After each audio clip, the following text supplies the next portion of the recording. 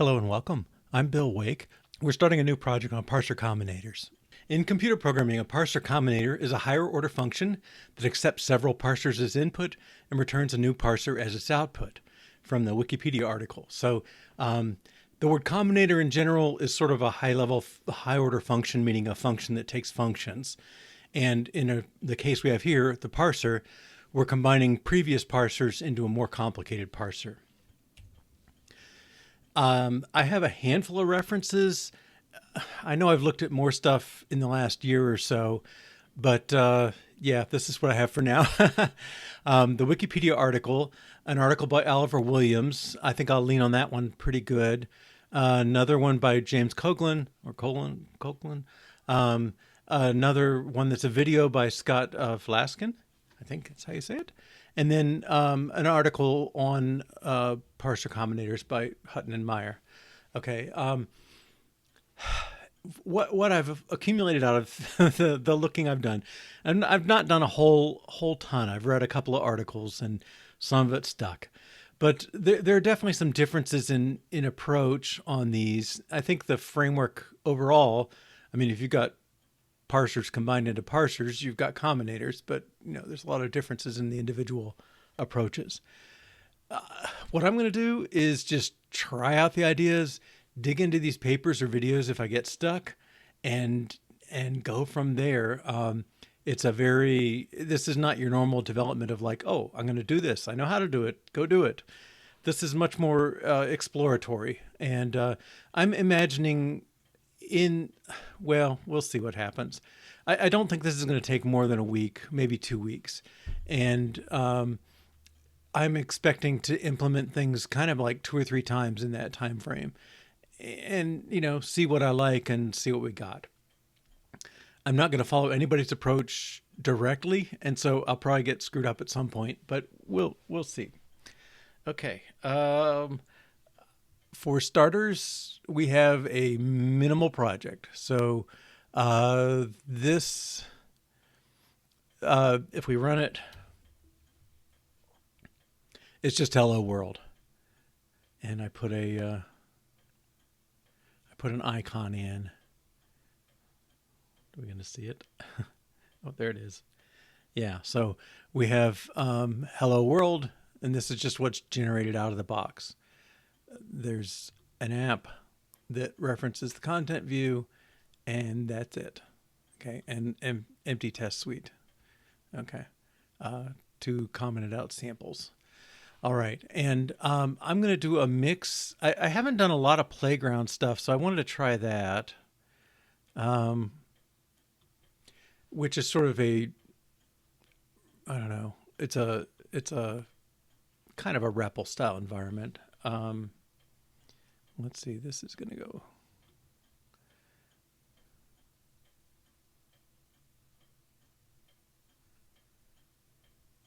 Twitch, there we go. This is PCOM. We'll put it in the project, I guess.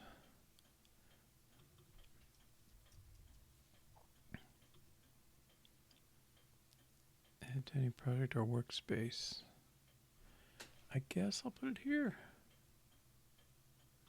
Group. PCOM. I don't know. Okay, that's kind of what I wanted it to be. Let's open it. Well, let's stop running first.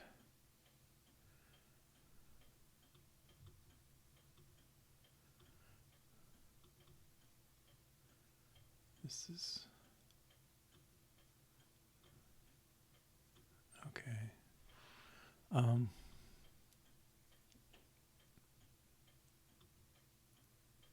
Couldn't load project. Okay.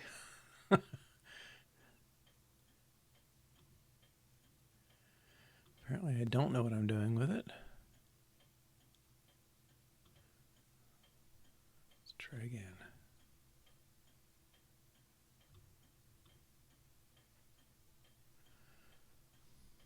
New playground. Blank. Let's do Mac OS since that's where we are.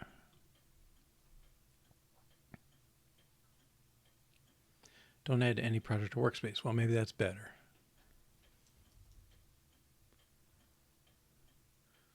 Okay. Got something.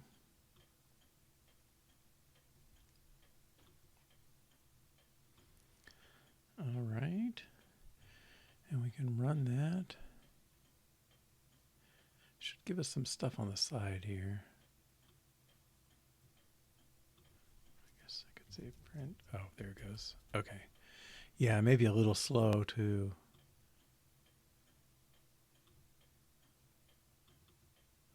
I don't know what that does. Okay. All right. So, well, where to start? I guess I'm going to draw some pictures too.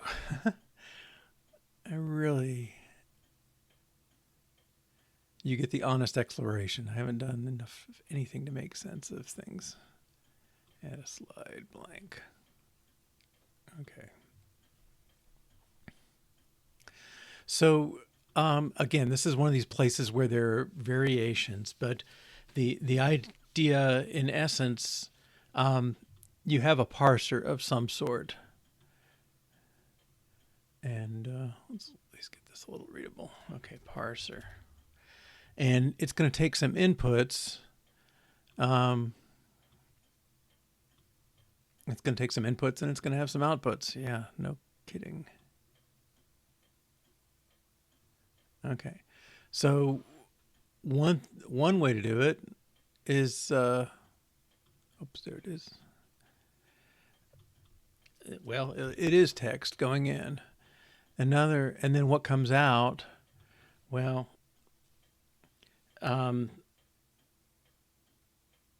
again, there's, I think the Williams paper, he says target, like his approach is target optional.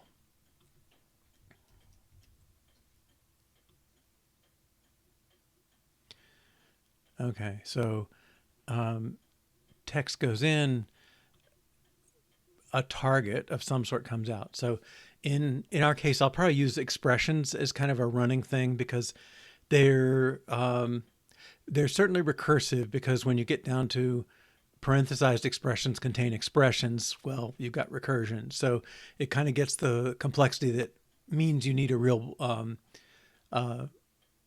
well, you need a parser that can handle recursion. So that's kind of a different level than regular expressions. Regular expressions cannot handle matching parentheses unless you extend them so they're as powerful as like LL or LR parsers. So in a sense, the approach that Williams uses, he also has a character stream that he monitors. Let's see if I can.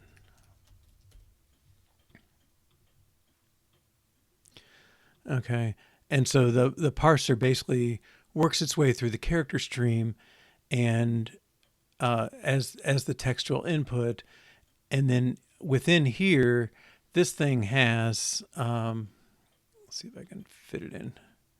Well, that's a little awkward, but okay. It has something to get and set the index. It has something to get the current character at the index. It has something to advance by in spaces. And I think it has maybe starts with a string, something like that. It's a pretty, it's more than just a stream of tokens or a stream of characters. Rather, it's got the capability to advance or move the pointer to the current character forward or back. And parser combinators, at least I don't know if this necessarily has to be the case, but the ones I'm looking at, they're top down, meaning they're trying to match kind of through the rules based on what they're looking at, expecting a certain starting symbol, and then within that the next symbol, and so on. And they're also backtracking, so it will try something, and if it doesn't work, well, then it resets the index back to where it started. Okay.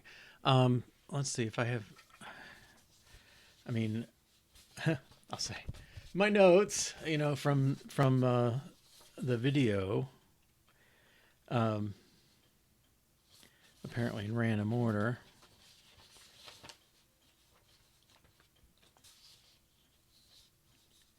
Well, I'm not sure if I have a definition there. Maybe it was the Wikipedia article. Let's see.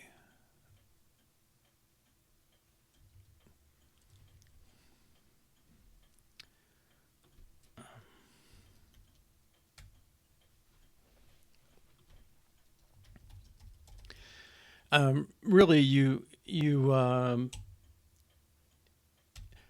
can extend this. Okay, let's see if they. Some people use indexes. Some people use strings. Okay, yeah.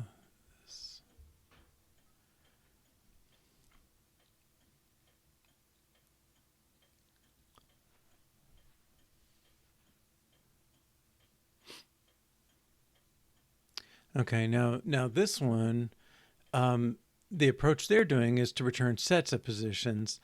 I don't think I need that, because I'm willing to restrict my grammar. So top-down parsing really hates left recursion. So if an expression starts with, let's say expression goes to expression plus expression, where can I write that?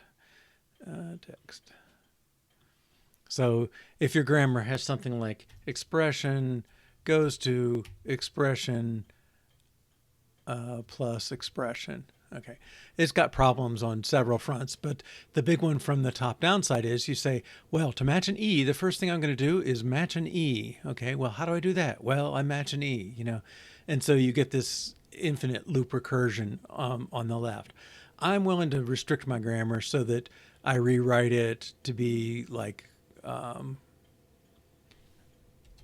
maybe do like expression goes to factor and then one or more plus factors. Okay.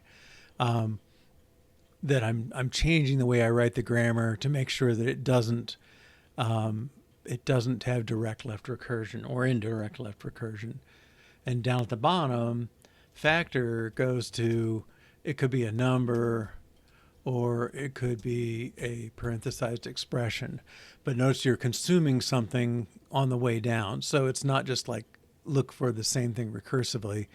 It's chew through left parentheses until you hit a number kind of thing. Okay, and so this limitation or this notion of returning sets of stuff, I don't think I need. Okay. We'll see. Yeah, if there's multiple distinct ways to parse it, it's ambiguous. I don't want to worry about ambiguous grammars. I'm willing to invest a little effort in my grammar to make it not ambiguous.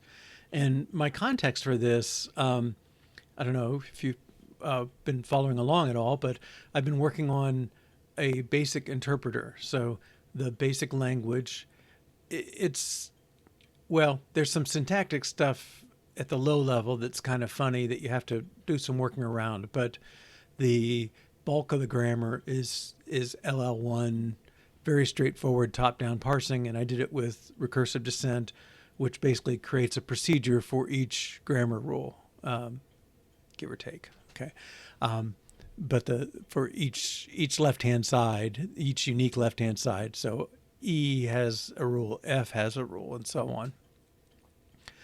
It's a reasonable way to do things, but it's not super readable. I mean, once you understand the relationship from the grammar to the code, it's okay. But yeah, okay. So that was the Wikipedia version, and notice what they're doing is they're taking positions. So let's see if I draw the picture again. I can put this a little closer to that. Okay. So this is the Williams approach over here.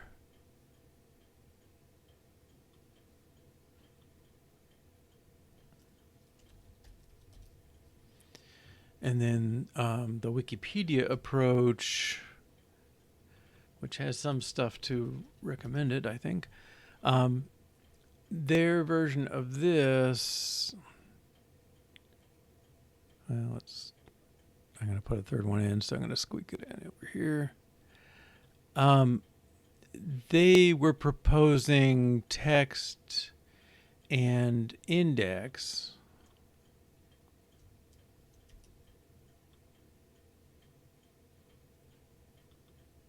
Or position.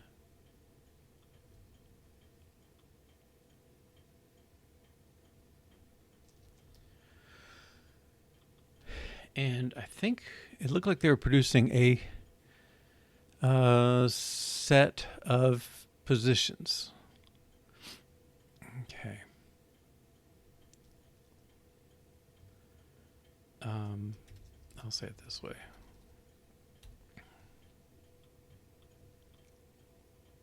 Okay. And so what you can see is if you want to make one parser like follow another, like sequential, first have factor, then have plus kind of thing, knowing where you ended up the previous parser, then you can go to the next one and say start there at the new position. Okay. And that's reasonable. I don't know if I can derive. I mean, I really took one pass through that video and I know he had, well, he had gotten to the point, I think his parsers took strings.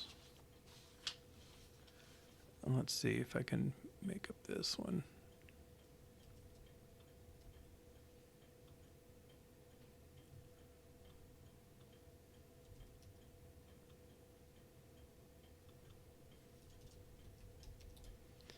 Okay, so I think he took the text as a string. I don't think he took the position. Yeah, I think he put returned the string. This is the rest of the text. And I think, let's see, this is gone. I think he returned, I don't know. I'm going to say target, I think. I'll probably watch that video again tonight. A target. And then I think he later extended it to return an error, if need be. And I may be mixing up one of the other papers, but you can return a sort of a result type that has a case for error and a case for success kind of thing. I don't think that was what he did. I think he just did it more straightforward. The one thing I saw in there,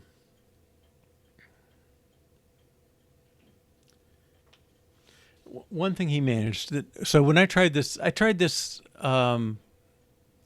I don't know, maybe a year ago. I was doing another project that had some parsing in it, and I took a few sessions and tried to do the combinator stuff.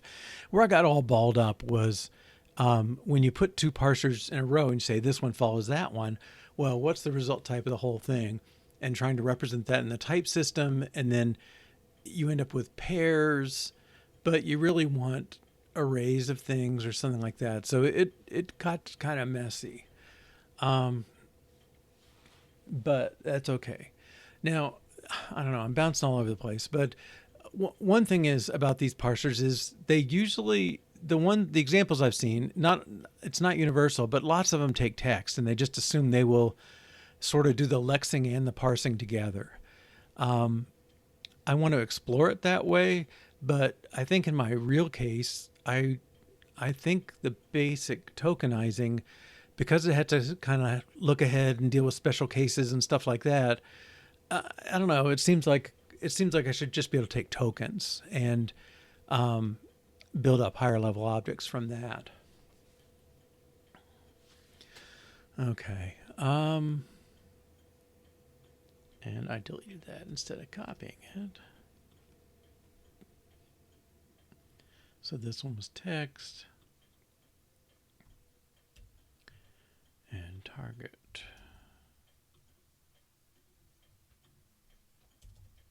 Question mark. Okay. All right. So let's try and put some pieces in place and see what we can do. Okay. So I'm going to define, well, let's see.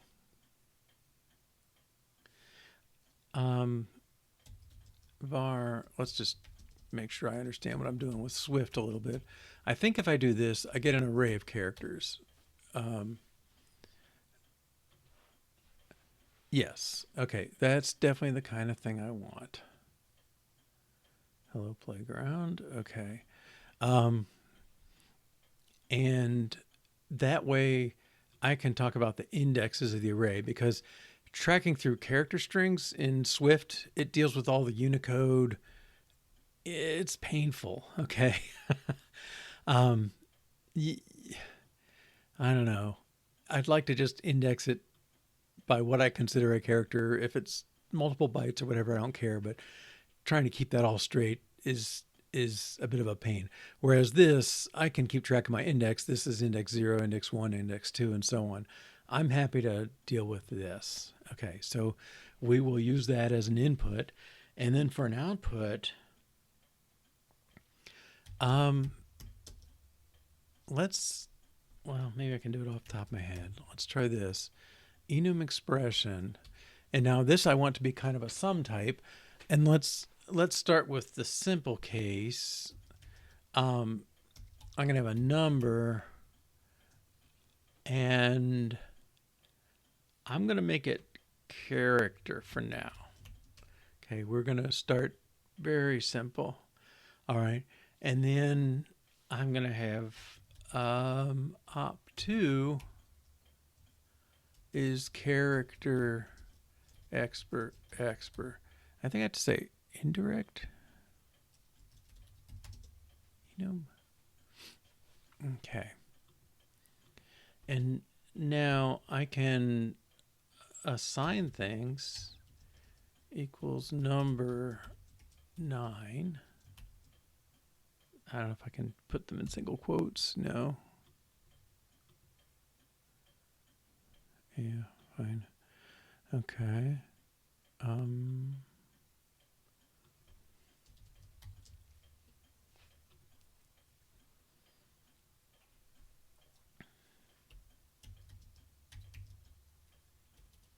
Well, let's make this E9. What the heck? E2.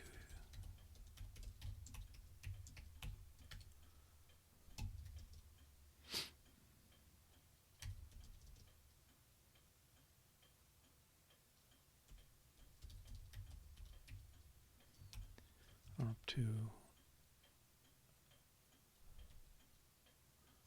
plus E9 and expert.op2 times E9 E2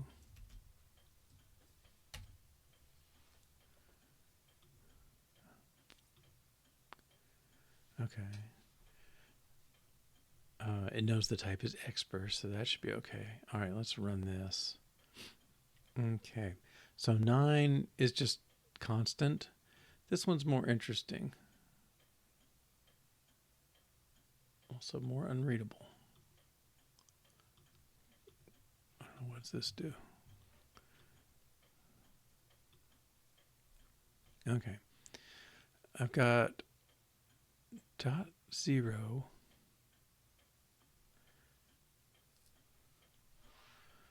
I don't know how to interpret that. Dot 0 plus. Okay, so that's my op2, number 9, and operator star, I guess, number 2, 9, number 2. Okay, so this is a tree that I could parse my expressions into, and we can add unary operators and string arguments and whatever else to it, but this is enough to get going on parsing. All right, and I think that's okay. So we're going to play around with this one. I've seen this done with protocols, and I've seen it done maybe more with, yeah, I guess with protocols. Somehow you have to say what your parser is, okay? And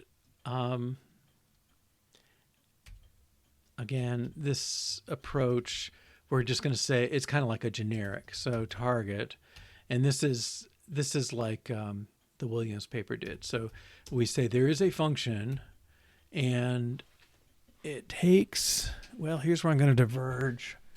I want to take. I think I'm going to take an array of character and an int, and I'm going to produce, and this is where I'm not so clear on which approach is right. I'm going to produce target question mark. Okay, so this is kind of the Williams paper approach. Type alias is missing an assignment. Use associated type.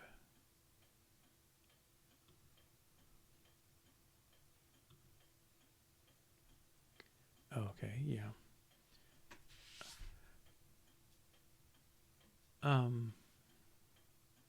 Really? I need a name?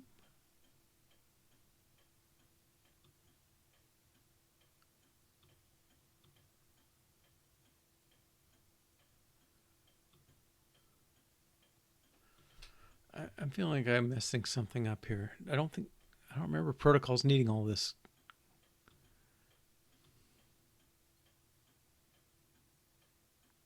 Oh, right. I don't need that. Okay, that much is true. Okay. Do I need these, or was that just because that was messed up? Yeah, I think that's okay. All right. And I'm not sure that's quite right. And name parameters must be used. Really?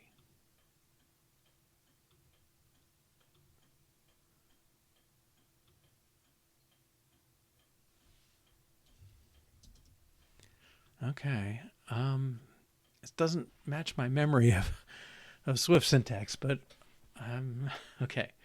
At any rate, if we have this as our parser, and this is the piece I may throw away at some point. All right, let's make a parser. Well, let's look for.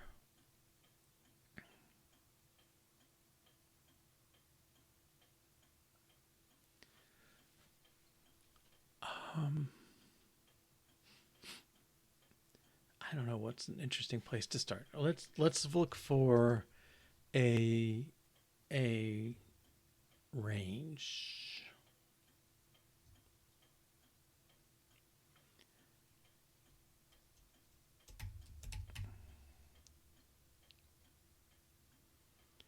Okay, so range is going to be a parser, and it's going to take. Oh, yeah. Okay. The type. Um,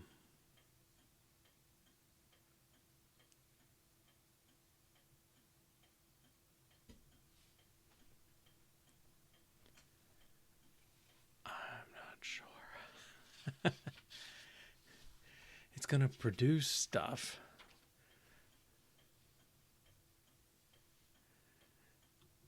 I think.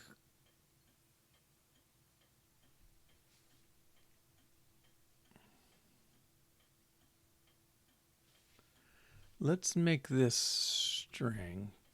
This maybe. Let's see if this works better as string. And make this return string. Okay. And then I want you to give me a range. Okay, so init and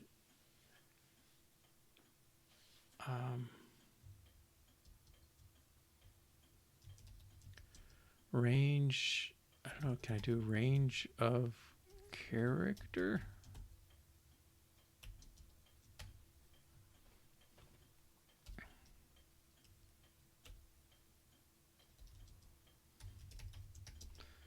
Range B-type, range of character.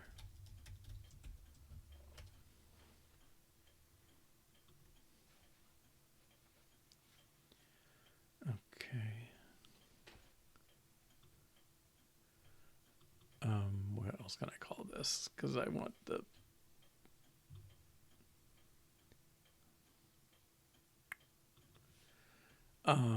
this is a, well, let's just call it a match.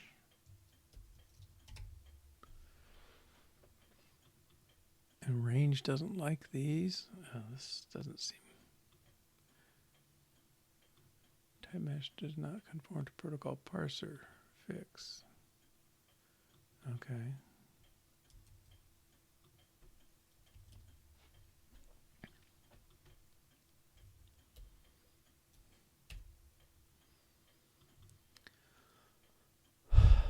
Well, we certainly need to keep the range around.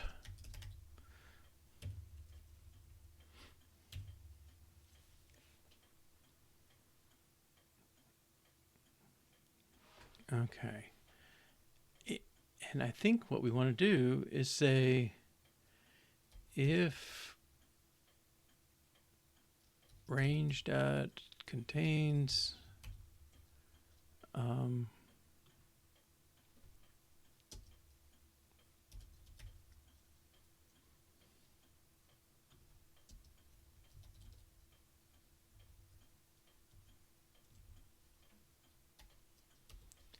input subposition,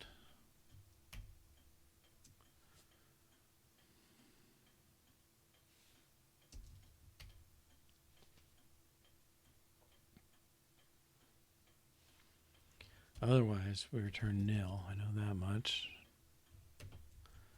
Okay. If the range contains input position, then we want to advance the index. This is where, okay, well, let's work it out. We're certainly going to return, and I'm going to make a string out of input subposition.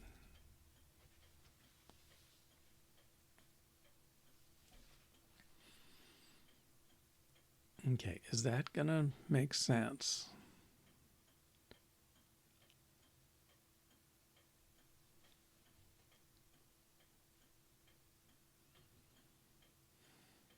And this is where this picture with the char stream, char stream maintains all this, and I'm kind of cheating on it. So I'm gonna go more to this other. Let's return target and an int. Okay, and then target int. Okay, I think that's, and this becomes nil position. We don't necessarily care about this, and this becomes string position and position plus 1. Okay. Yeah. All right. So, again, I'll go back to the pictures. I think I'm doing something that's, I'm basically working with the position and the index here instead of just text. So think of text as a pair, and then target is the value. I'm not going to worry about errors just yet. Okay, I'm still trying to understand. So my hope is if you call let's say if you make a new match, and I don't know, okay, let's do that. Let matcher equal match, and let's do 0 ... 9. Okay, and if we call matcher.parse of well, let's make a let input equal, let's do 7 for now. Okay, if you do matcher.parse of input starting at position 0, we expect the result to be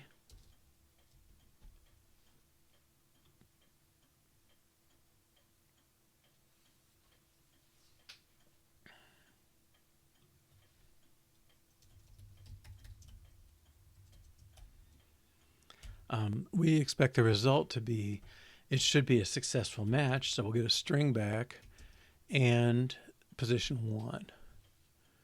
Okay, and if you do matcher.parse of x, y, z with 0, we expect nil and 0. Okay, let's run all this. Oh, come on. Closed range is not range.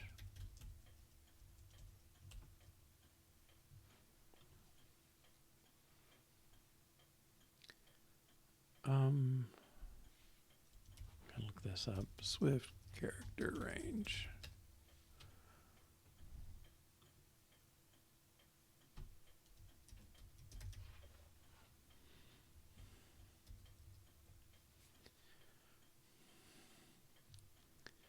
Return to closed range that contains both of its bounds.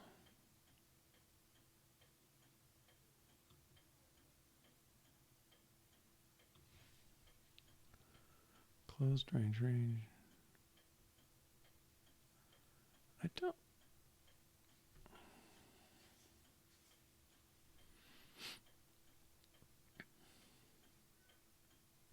don't know why I would have to say closed range. I thought I could just say range.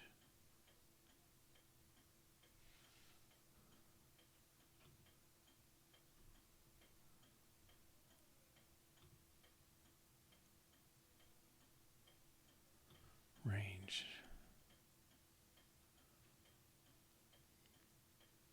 It is range of bound. Yeah. Okay. Something's... Oh, I did say range of character.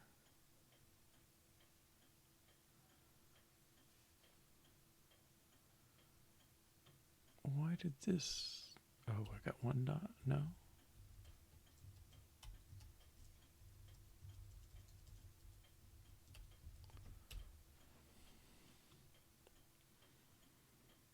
Can I convert a closed range to a range? Oh, that's a string.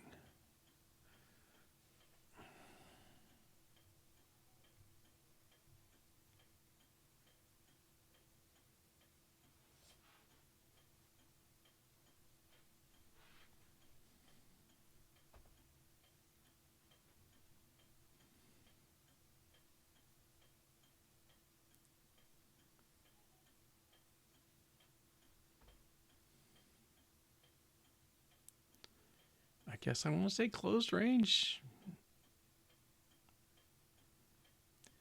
Creates an instance equivalent to the closed range.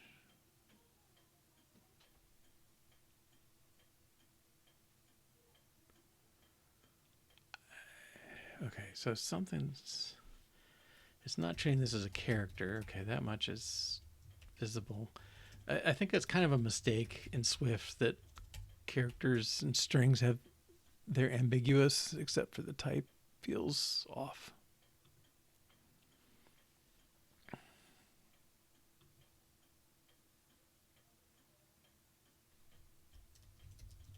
Can I do this?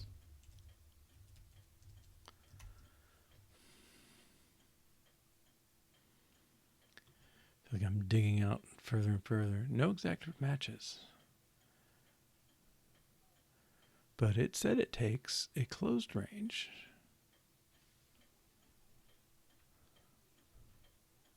Maybe I have to put range character.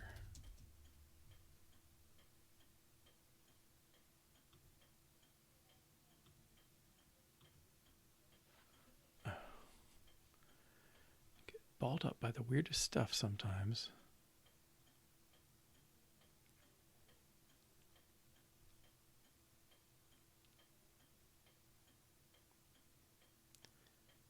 Static function ...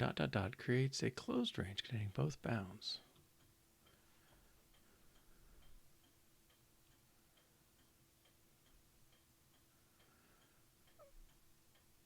Oh, that sure looks like what I wanted to do. Okay, let's just try closed range in here.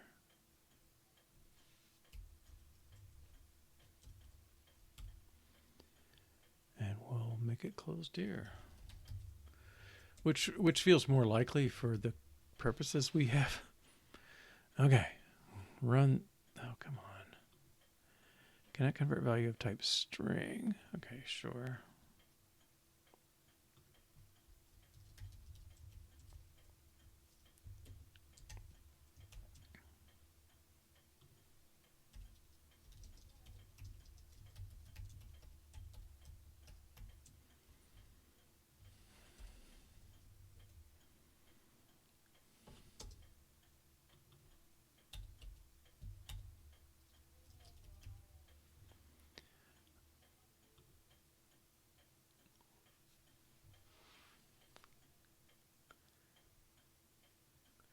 Okay. It returns a tuple. So .0 is the first entry, .1 is the second. The 7 is the string we expected, and the index is 1. Okay, so a lot of overhead there.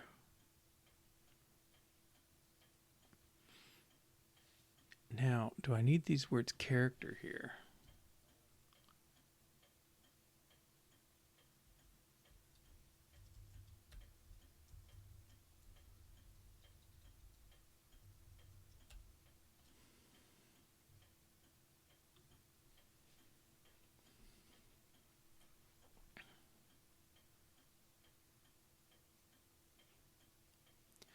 All this is just to give us the simplest parser you could get. All right, but it does give us something, right? It gives us back this tuple, and we can move on. All right, so we can match.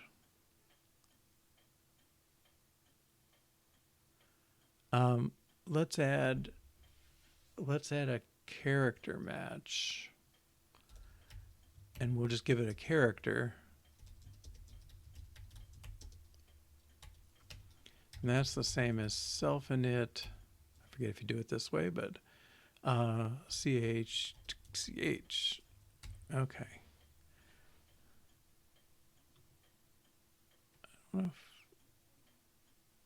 delegation occurs here.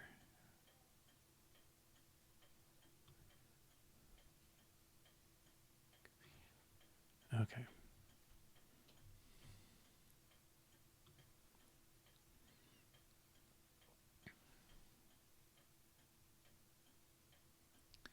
All right, so if I let input 3 equal array plus, and let op matcher equals match of plus,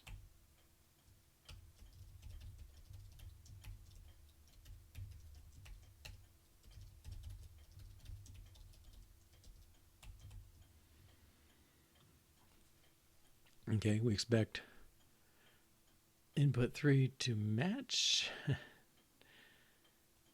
Oh, how about op matcher?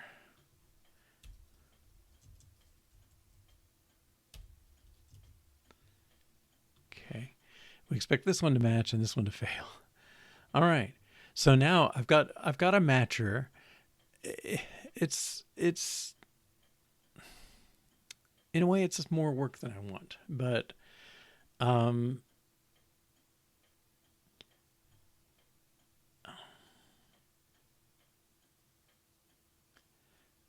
yeah. So, but it does match one thing. Okay, so I can match. Let's make an expression.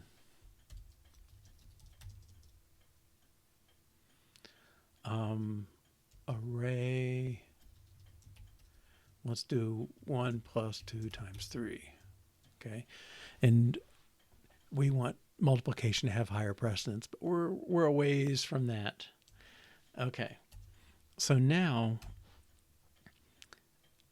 I've got op matcher. Let's make it plus matcher.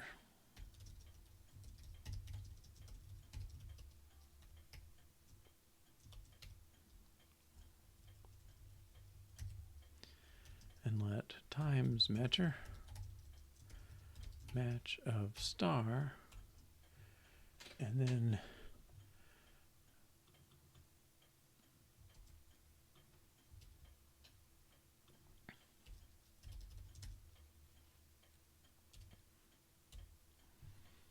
okay, so now I think I've got the three pieces. I can give them, if I gave them the input, well, let's do it. Let's say whoops.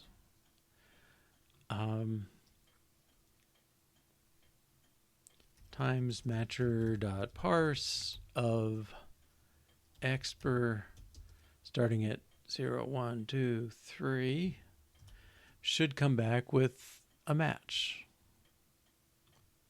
Times and 4. Yeah. Okay. So we can get to the pieces of things. All right.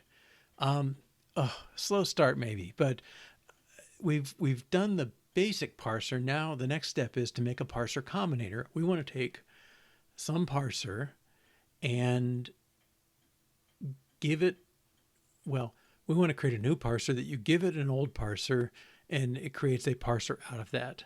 And again, there's kind of two versions of this. The Williams paper, they just create an object that takes parsers as values and is a parser. The video I watched, he did something more like a parser. It basically created a new parser, like closure kind of thing. So it returned a parser. It was not a parser. So different approaches, and we'll try one and then try the other. Okay. It's probably a good time for a break though. So we'll take about a 3-minute break, come back, and let's get our first combinator going.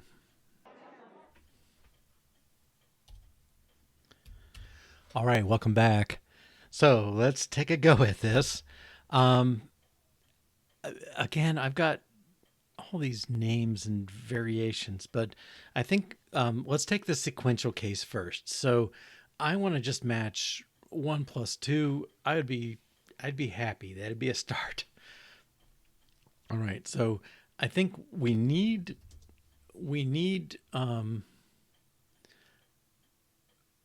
well, if we're going to write a grammar of some sort, we're going to try and write the terms. So I want to do something that's like digit plus digit. Okay. Somehow I want to make my grammar, my expression. I just want to say for now, an expression is a digit plus and a digit, and let's make that go. So one thing that tells me is I should probably call these plus and times and so on. Let's do that. Let's let the match be implicit. Okay. Now I need something to represent two parsers together. Okay, so I'm going to say sequence, okay, and I'm going to make, there's a parser, P1 and P2 are the parsers, okay, and the result, if it's a combinator, it's got to be a parser. Okay, so we know we need that. cannot find times matcher. Yeah, that's true. Okay. Fixed protocol stubs? Sure. Okay. Target. Well, the target type has to be P1's type target.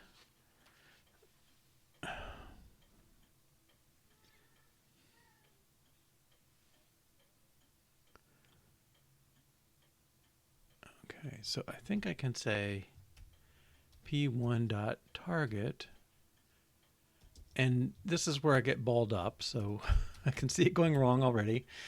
But we're going to make an ordered pair. If the parser's got is built from these two parsers, well, we want to keep track of both of their outputs. There are places where you don't, and there's operators and combinators that can do that, but we'll get there. Type alias target equals, no, I guess I said that already. I think I need to say parse, right? Okay, so, well, we know we're going to keep track of two parsers, right? So we'll have to init, and then I'll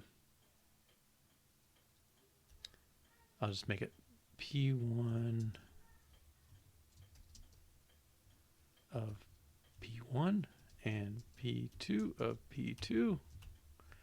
Is that a little obscure? Let's call it parser 1.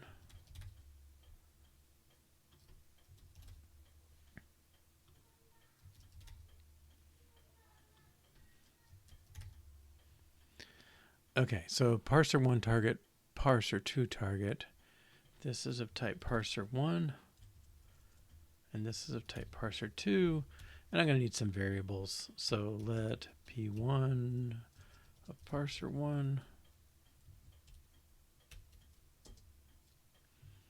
and we'll let P2 of parser 2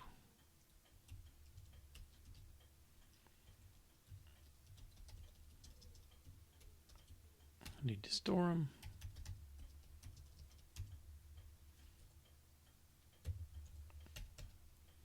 Okay. Do you want to give me the... That's what I'm after. Yeah. Okay. All right. Now our function... Goodness. Okay. So, basically...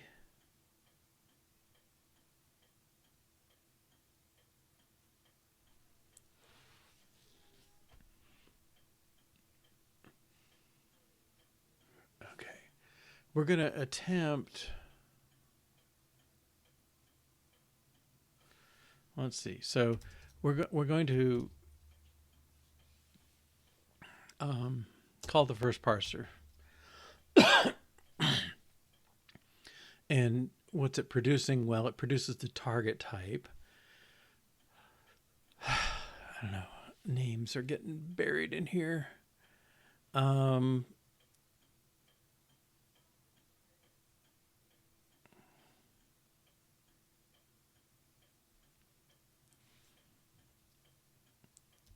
I'll say target 1 and position 1 equal parser 1 parse of our input. We want to parse our input and a position. Okay, so starting there. Okay.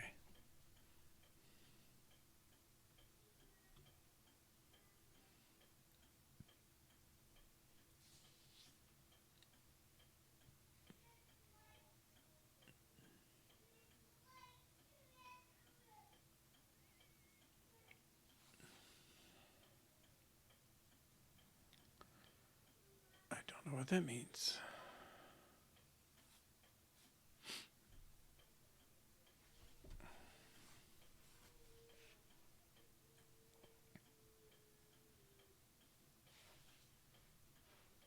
Okay, well, let's try again. Let target 1 pos 1 equal p1.parse input and position. So start the first parser from the initial position. Initial must have conditional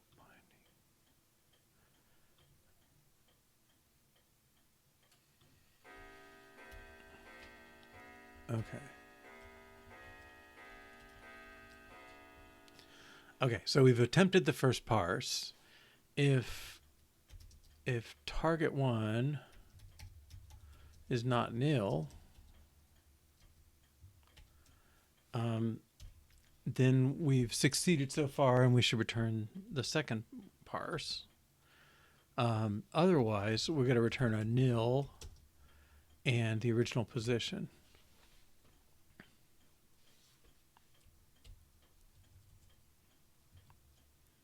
All right, now let's try the second parser. P2 parse input, but not position, but position 1.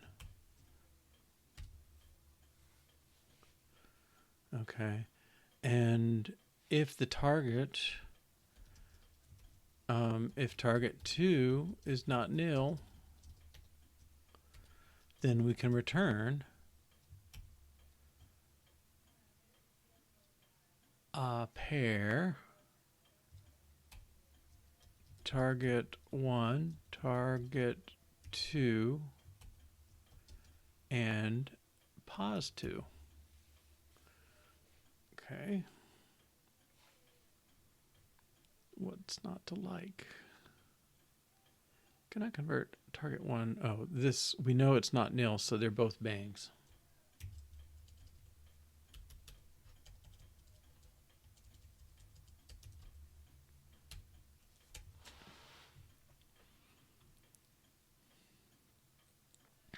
Okay. I don't know. Does that seem crazy? All right. So give me 2 parsers and I will give you back a result. Okay. Well, let's use a parser. Let's make one.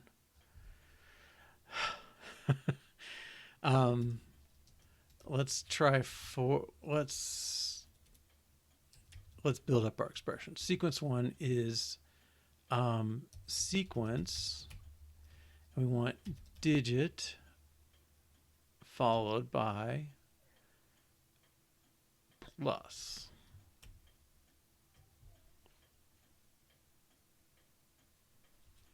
Okay, and seq2 is a sequence of seq1 followed by digit. Okay, so seq2 should match digit plus followed by digit, which is our goal here with this. Okay, and we have expr that has that on the front. We're not trying to do the timeses. So I think sequence2.parse parse our expression starting from 0 should succeed. Okay, it should return us 0, 1, 2, 3, position 3, and it should return us this nested pair of nested pairs. Ugh. Okay. Why I can't get this visible beyond me. I think the playground just has little bits of... Okay. So this has the inner match 1, then it matched the plus, then it matched the 2. Okay, but you can see we got a pair nested inside a pair.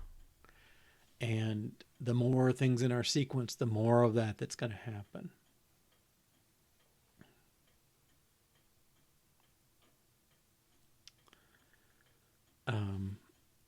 That's... I don't know. I'm not sure what this 1, 3... The playground is really annoying sometimes. Every time I've tried it, I've always had weird little glitches.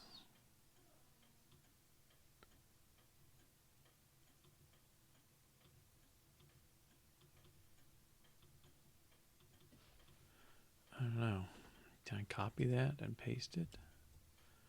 Dot 1, 3. Okay. Yeah, the 0 component is this stuff. The 1 component is the index. Okay. And yeah, the indexes are embedded in here. Ugh. Now, this thing takes arbitrary parsers, which is probably useful sometimes. In a way, it would be nice if I required that parser 1 and parser 2 had the same type. So it was just a simple pair of parser target.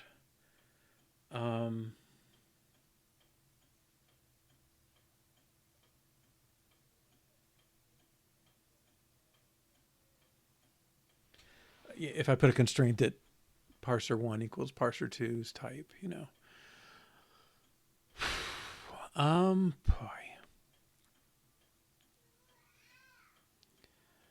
So this is where I'm lost on this. Like, I can see, I mean, I've certainly made a parser that takes other parsers as arguments, but the result is kind of painful. It would be nice.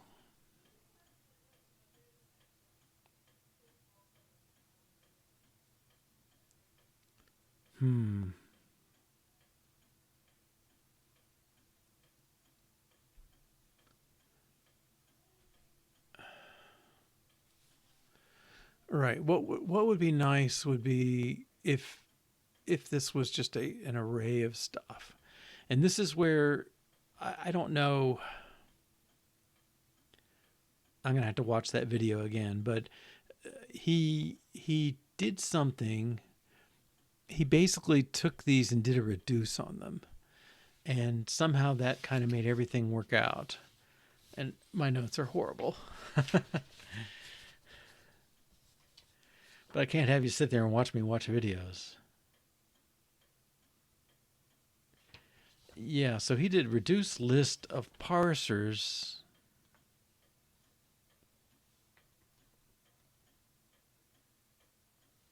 I don't know.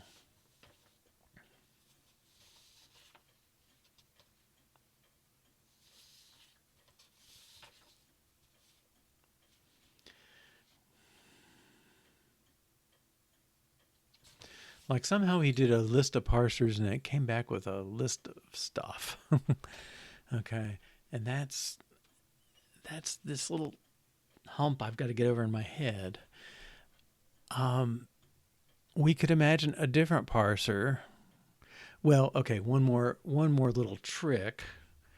And this was in the Williams paper. Let's see. I don't know if can I bring that up?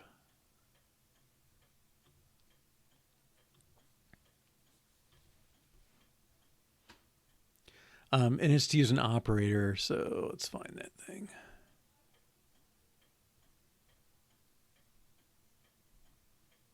Yeah, this. Okay. I'm going to use different symbols to kind of conform more to that other video, but you say declare an operator and then you describe it on taking the arguments that correspond to the generic type, and then you can use it like this. Nice. Okay, so we'll steal this. Actually, we'll steal the whole thing and play with it. Okay, so I think if I want to match the other paper video, I think I'm not sure if it's matching a Haskell thing or an F# thing, but okay. Use a precedence group instead. All right, Let's make this name dot greater. Okay. Okay, let's call it P1's a parser, P2's a parser,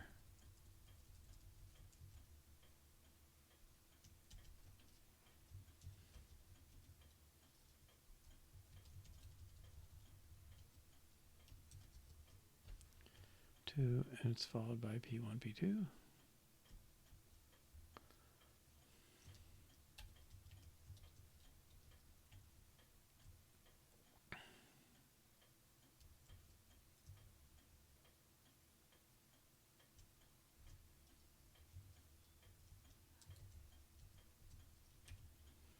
I think that's more accurate to what I did. And we called it sequence.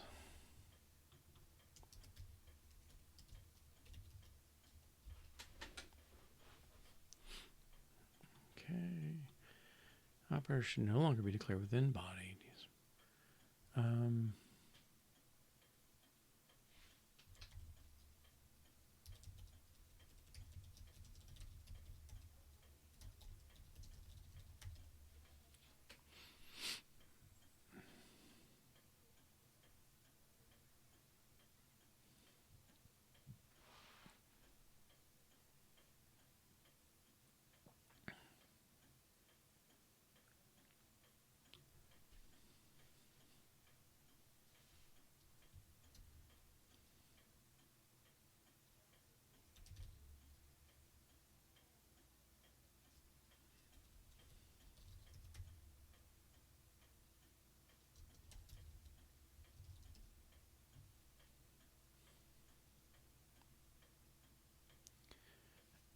I'm surprised. A book.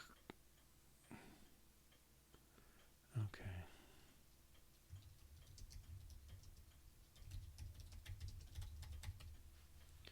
They don't call it what I call it. That makes it a problem for me. Everything about operators, I kind of doubt it.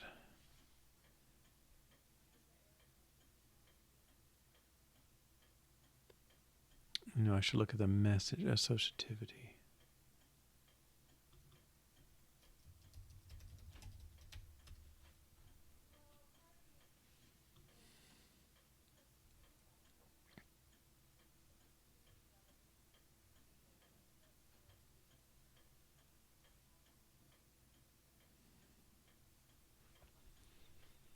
Well, that's those. Okay, filter. User defined.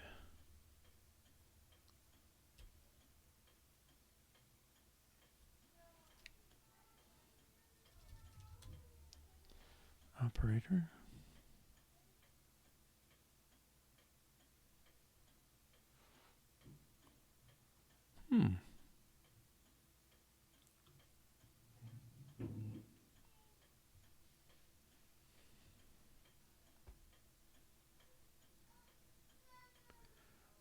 Precedence group. Maybe that's the word to find.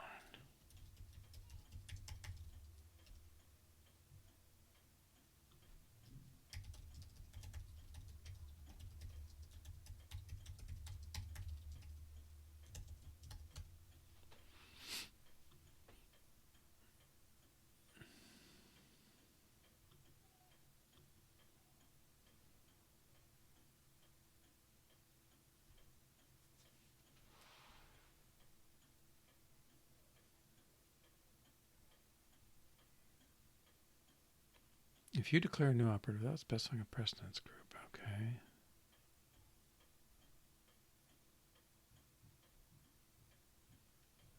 It sounds like that.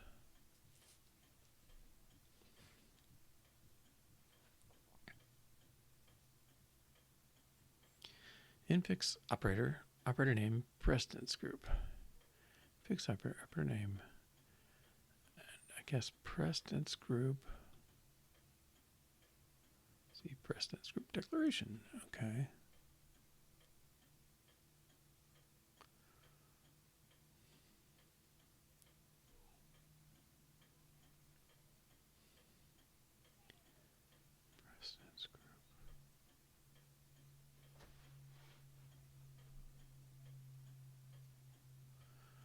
Addition. Okay, I'm going to call this multiplication precedence.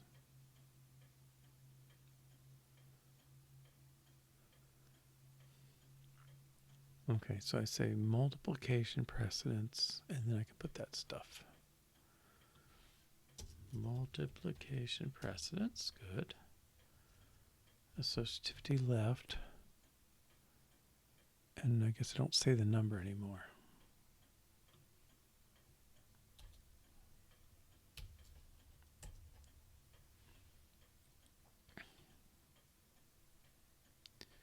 Cannot find in scope.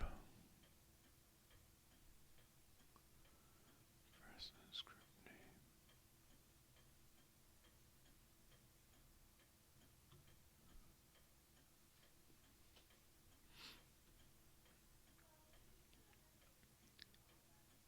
Infix operator.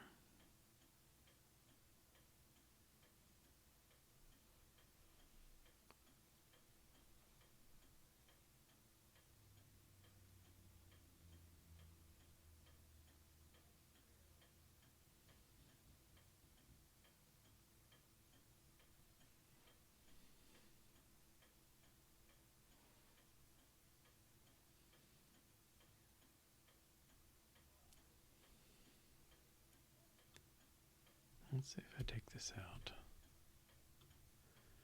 Infix operator colon. Or is that part of the operator? No.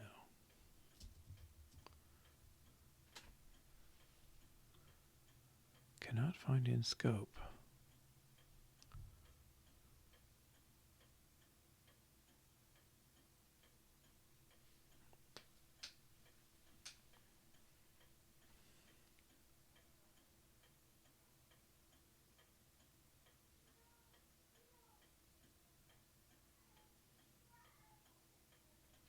Where do I get this word, though? Addition precedence.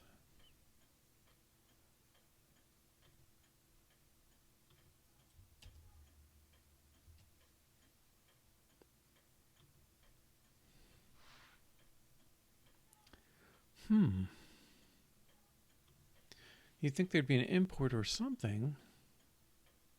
Maybe I don't have an import.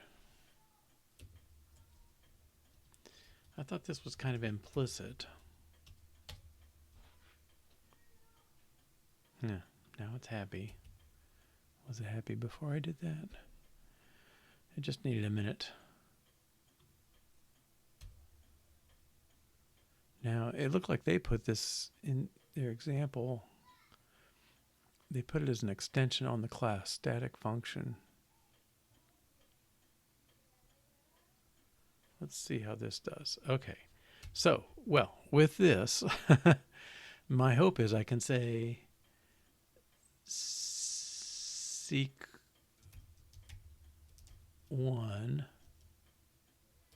Well, no. What I hope I can say is digit followed by plus followed by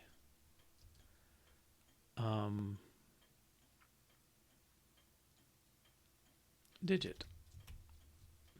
That's a parser, and I can say parse of expr 0, and I hope I get the same thing back. Oh. Expected expression after operator. No. Found this candidate.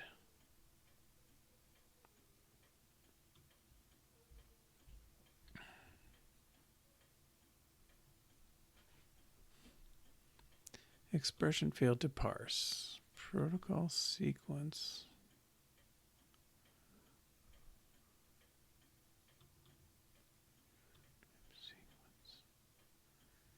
Ambiguous for type lookup.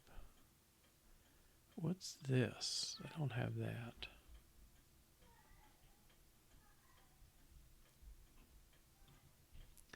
I may be hitting words that are already taken.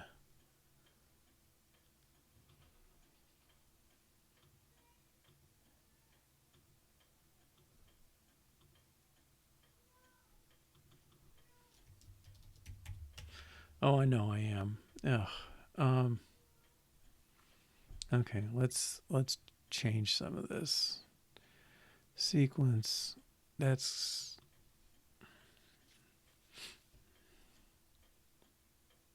well, another phrase I saw used was and then.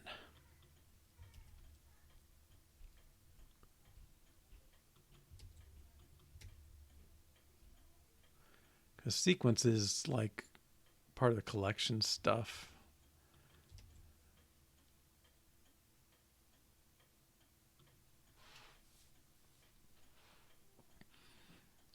Okay, now this.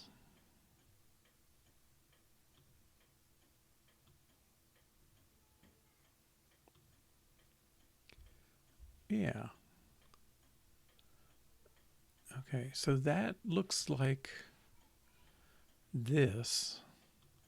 So the sequences we built with explicit classes, and now we're using the operator, and it's doing the right thing. Okay, so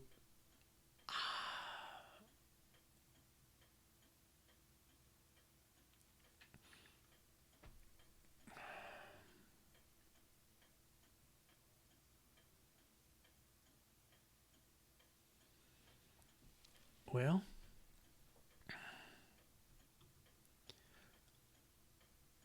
I'm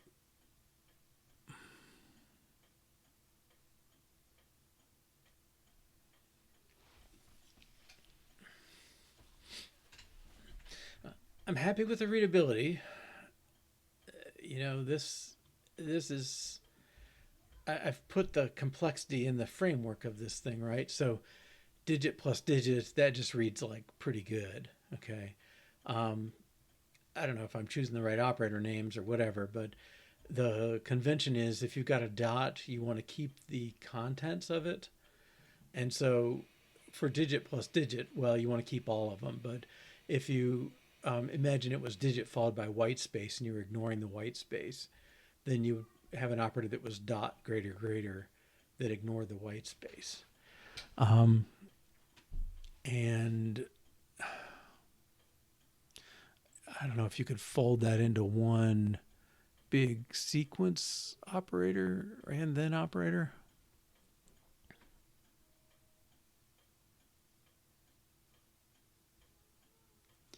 I mean, this that would have target type is just like parser one dot target. You also see that with parentheses because you don't necessarily need to keep the parentheses around. At least for typical arithmetic expressions, you don't need the parentheses. You you can just take the structure from the parenthesis and just return the contents. Um, Quoted strings, you don't care about the opening and closing quote marks. Okay. Um, well, that's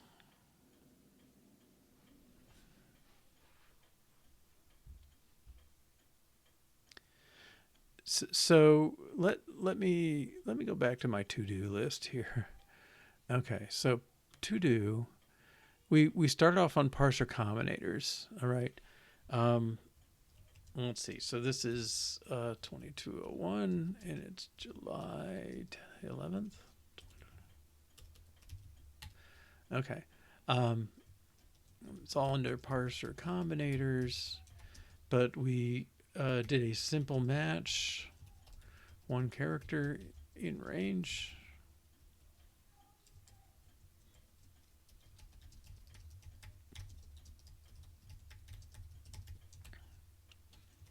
And we did an and then, which is sequence. Okay. Now the piece, I don't know what's going to get us further. So the other combinators that might be useful, one of them is or else, which is alternation. Usually it's written like that and like B and F. Okay. This one is usually implicit. But A or B or C, so you can have a print statement or a remark statement or an assignment statement or whatever. Those all are fine. Um,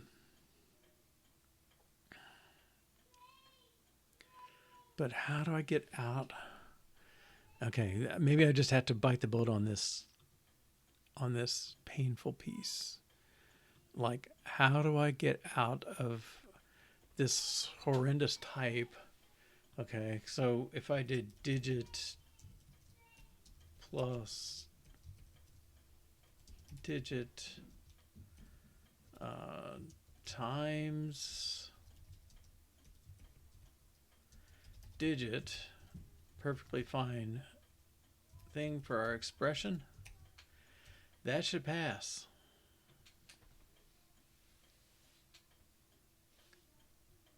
Whoops. Is not a known binary operator.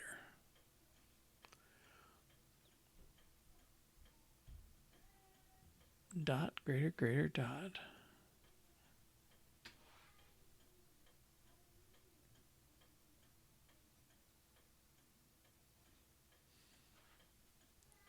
Oh, wait a minute.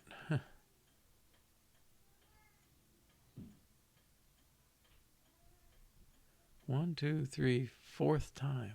1, 2, 3, 4. Dot greater dot.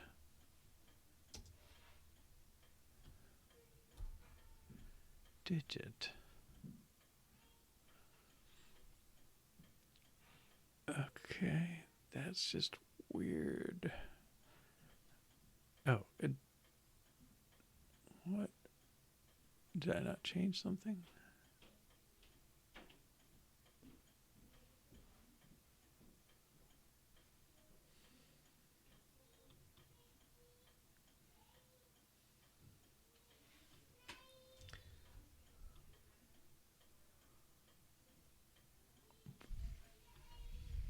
What?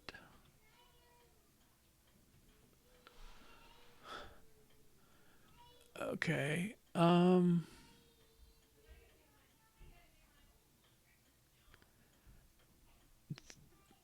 What did I do differently?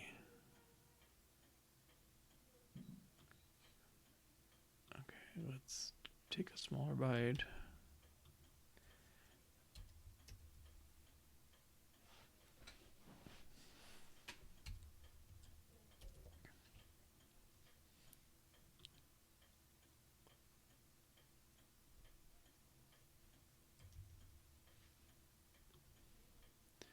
I never quite know if I'm... What the heck? Line 105, error is not a known binary operator.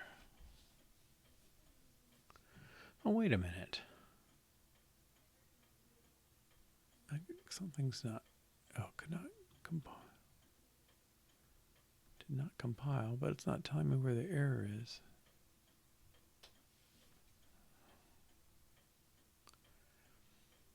Is there like a rerun?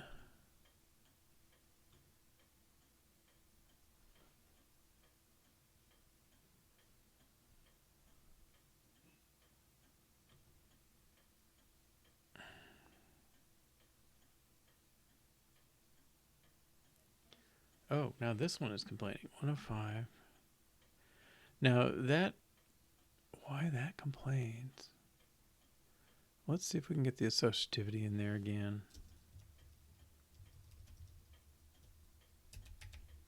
Doesn't even like the word. Not a good sign.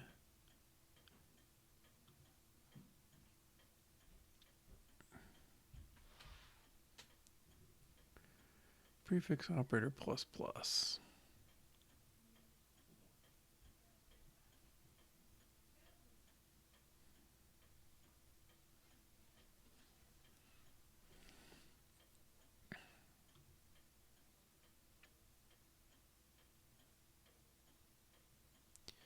Infix operator name precedence group.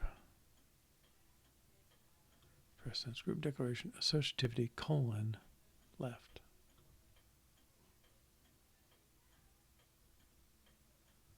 Associativity colon left.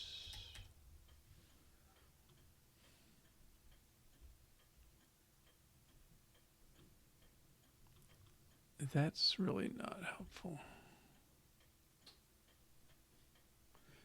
You would think multiplication precedence would give me left associativity. So what version of Swift is this?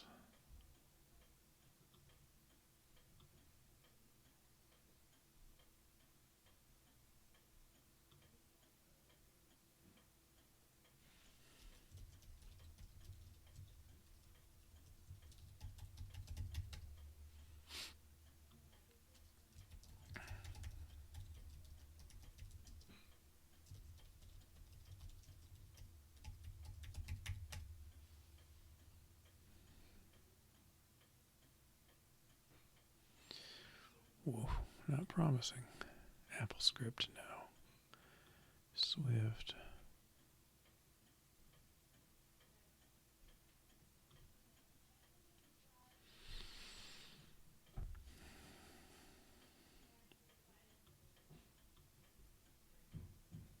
I think I'm going in circles here. Multiplication precedence group is left associative, contains these operators. So why am I not a left associative thing? Swift 5.7. How do I know what language I'm running?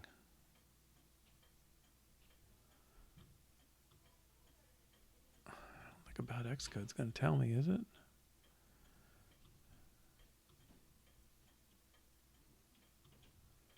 Is it on my project somewhere?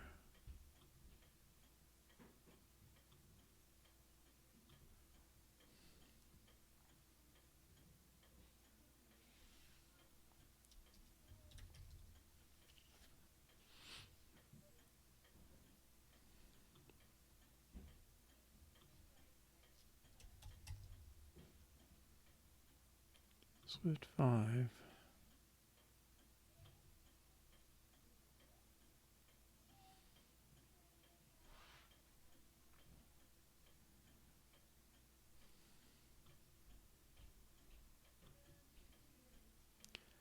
Precedence group name.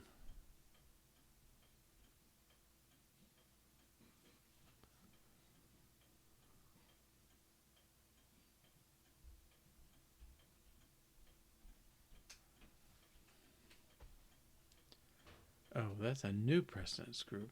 Okay.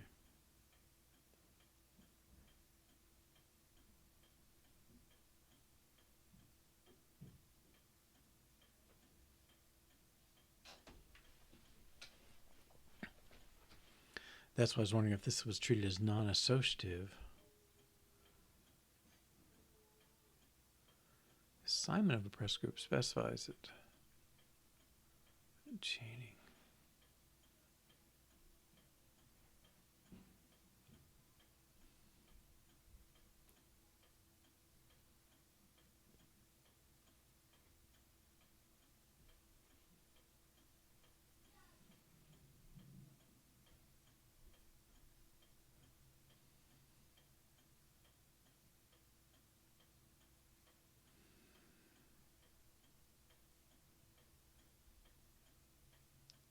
Software.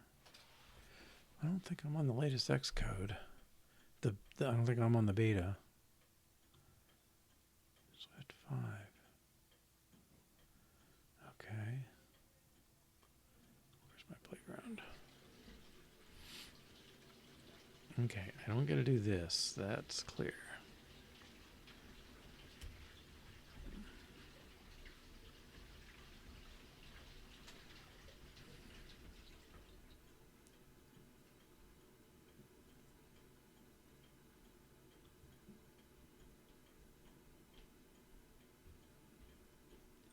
Okay. Plus digit. Times.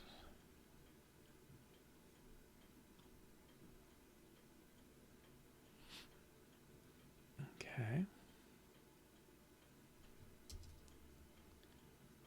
Dot greater dot digit. I don't know what that divergence was. That seems to be what I have here. Plus digit times digit parse. Okay. Like I said, playground just acts up sometimes. Okay, so how do I get to the bottom of this? All right, let's go back to the Williams paper, wherever it got to.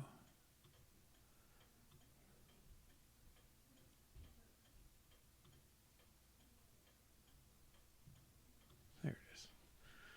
Okay. So I think we've kind of gotten as far, well, 2 pages into his paper. All right, we did a basic matcher. He's got something a little more sophisticated that digs up a regex. We just did 1 character for starters, and then a combinator followed by, and we're pretty similar. We have that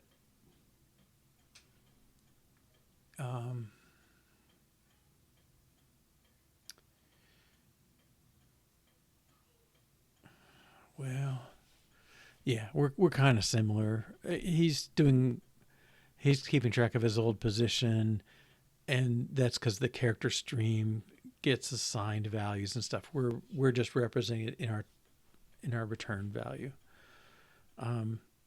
Okay, but we did the equivalent of this, and he does that.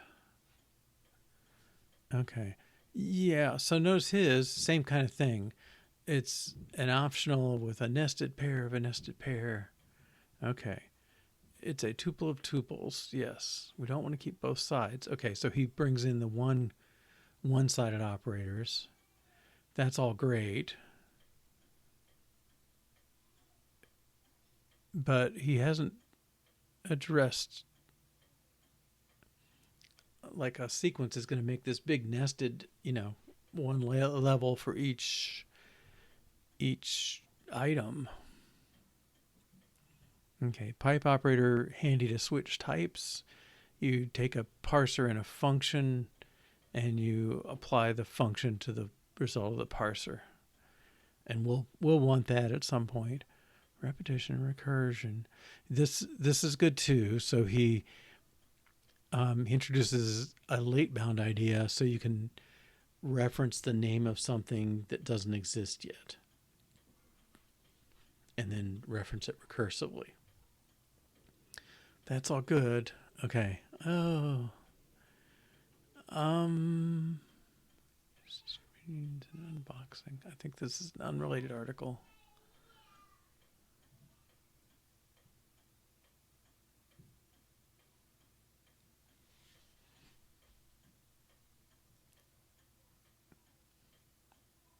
Yeah, it's a discriminated union or a sum type, it's called.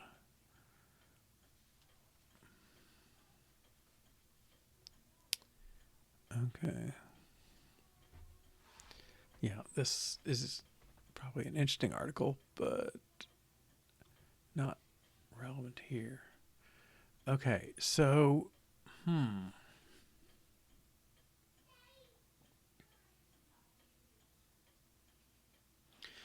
I mean, the thing we can do, let's talk about it, I guess.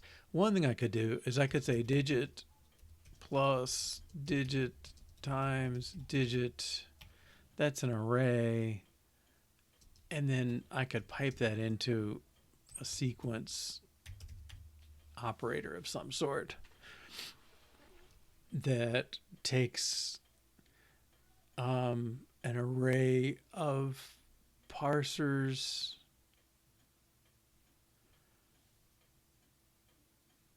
and produces an array of results. That would be reasonable enough.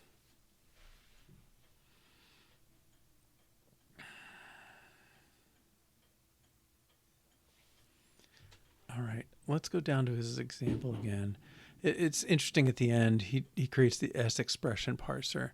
And notice, I mean, the syntax of it is very, very concise and reasonable. Okay, so an expression is defines open paren, skip spaces, close paren, and a function call is open paren, and then he looks for an identifier, many expressions, and then converts it to make function. And so his function call parser just returns an expression. So it's a parser from strings to expressions. And leaf, wherever it is, it's up here somewhere, converts from strings to expressions.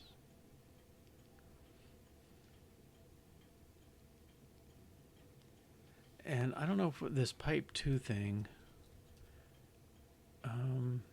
yeah, he doesn't really explain it. He does have code somewhere. Yeah. Okay, we can see what his pipe 2 does. Pipe 2, you give it a parser, and a function. And it basically, this looks a lot like the A then B, right? So it's parser 1, parser 2, apply the function. I think grammatically, I would say it looks a little unfortunate. Compare, let's see, where's the example at the bottom? Right, this all of a sudden switches syntax. It would be kind of nice.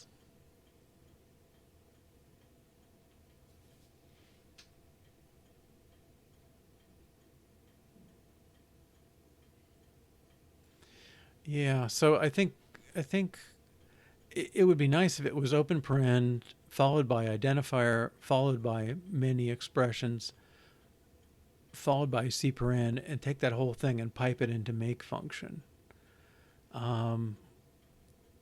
But something's going on that doesn't make that convenient. Okay, but it's this pipe 2 thing, right? He's defined this because he knows he has a grammar with a sequence of 2 things that he can convert to 1. And maybe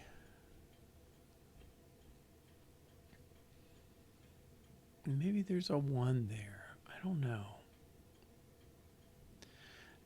Like somehow I want to get to arrays of stuff. I don't mind. I guess if I have an array of parsers and I get an array of results, right, I'm kind of blending.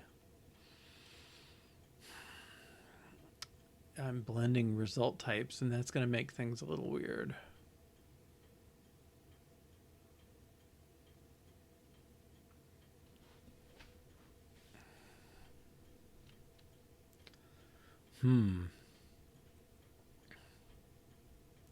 Okay, so let me track my issues a little bit here. So probably the big thing is, and then produces nested pairs, and we don't really want that.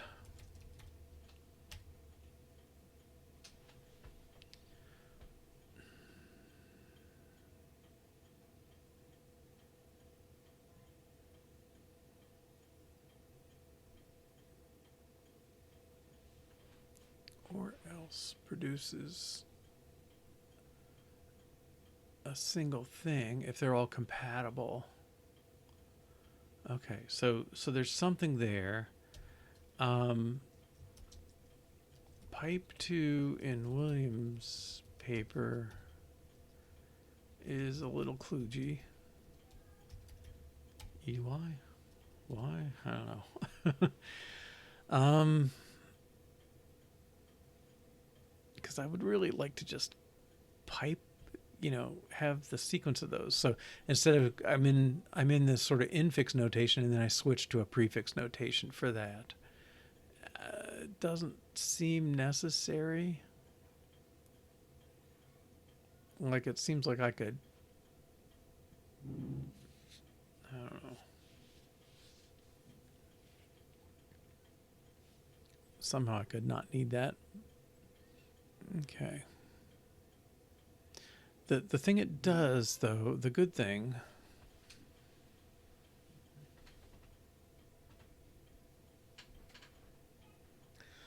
Yeah, the nice thing it does is it sidesteps this issue of nested stuff because it can call the pipe. It calls them individually. Identifier, get back a value. Many expressions, get back. Well, what do we get back there? Do we get a list? Many. T gives an array. Okay, so we do have an array. Right, and I think we're going to find make function takes an array of expressions. So it's all been worked around, I guess.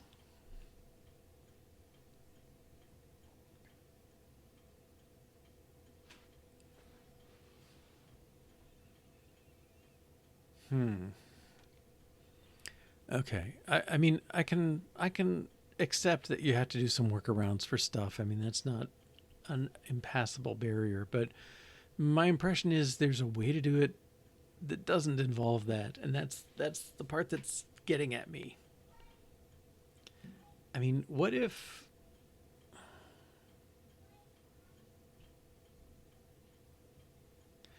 I think yeah, I think the thing that makes it funny.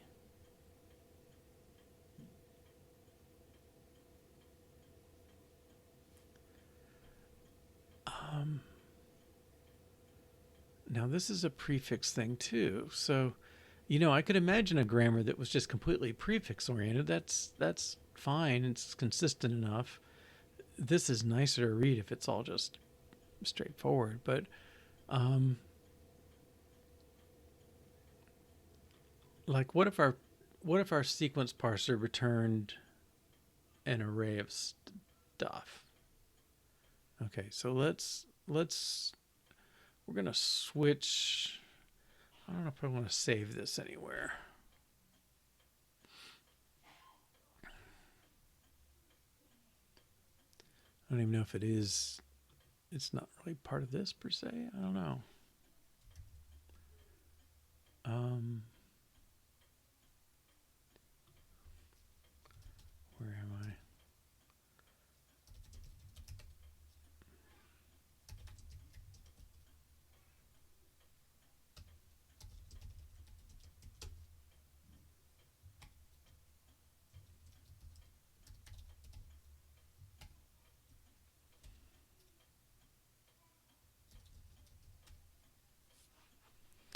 Okay. Yeah, we'll save that for now. Okay, so what I'm suggesting is I don't know if that happens here. Let's see. His alternation.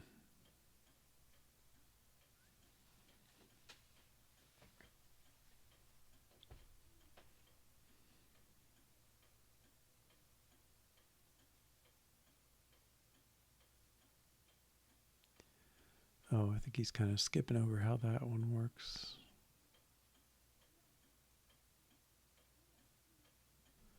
Right. Let's go to um, let's go to his code again.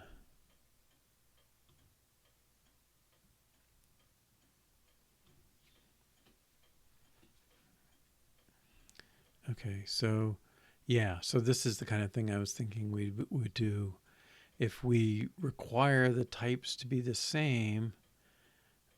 Um, I think we can. I think we can do something with that. Okay, so let's say where parser1 dot type equals parser2 dot type. Okay, I think that's analogous. Oh, dot target, sorry.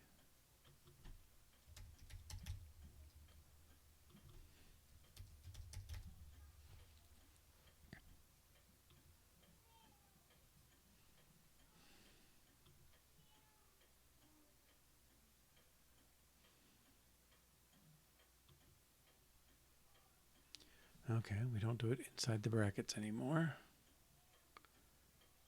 Parser 1 and parser 2 equivalent.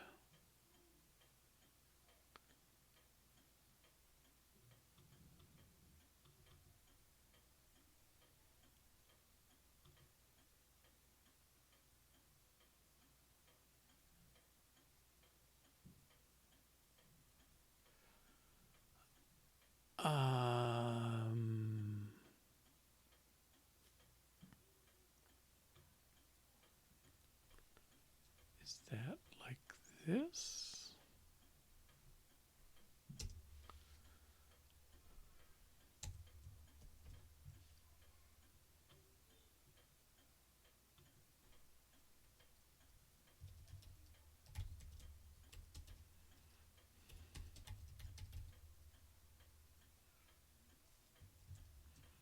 Okay, so I'm kind of changing the way this works. No, kind of. There's only a parser now. P1's a parser. P2's a parser. Target is not a member. I guess. No, it is.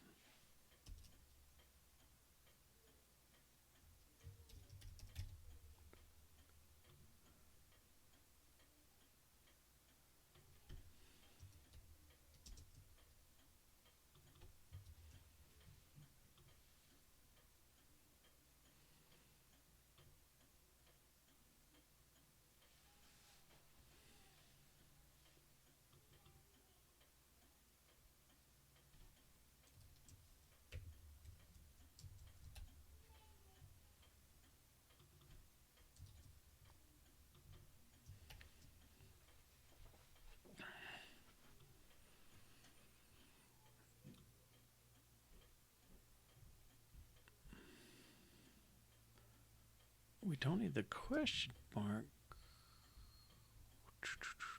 I guess we want it.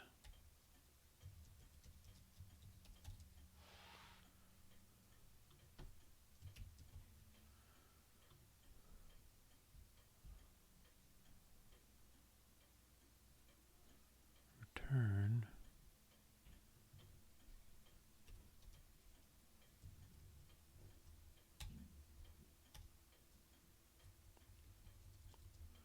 Okay, I think. All right. And then seq1 is no longer a parser. And then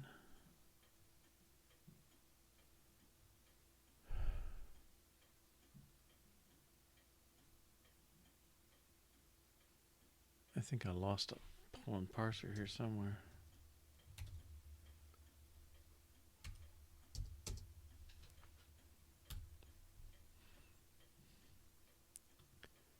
Diff that for a moment. Yeah. Okay. My new, and then conflicting arguments, generic parameter P, match versus match.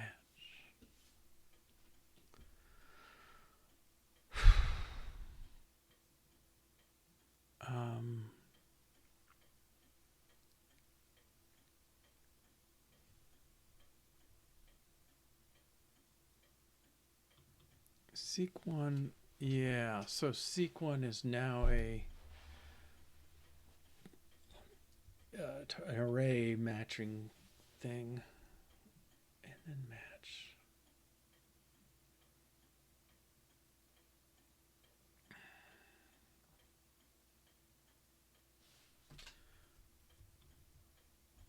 Right. And digit is a match.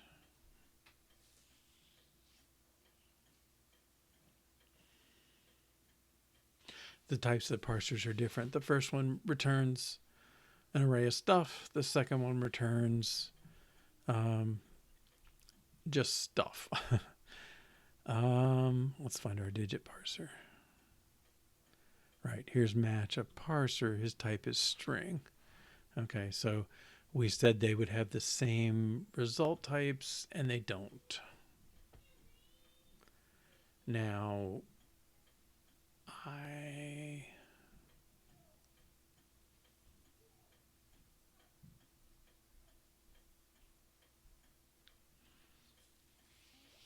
could I lean on the left recursive side? The fact that it's a left associative thing, and I know the left argument will be an array of stuff, and the right argument will not. He's only got one argument.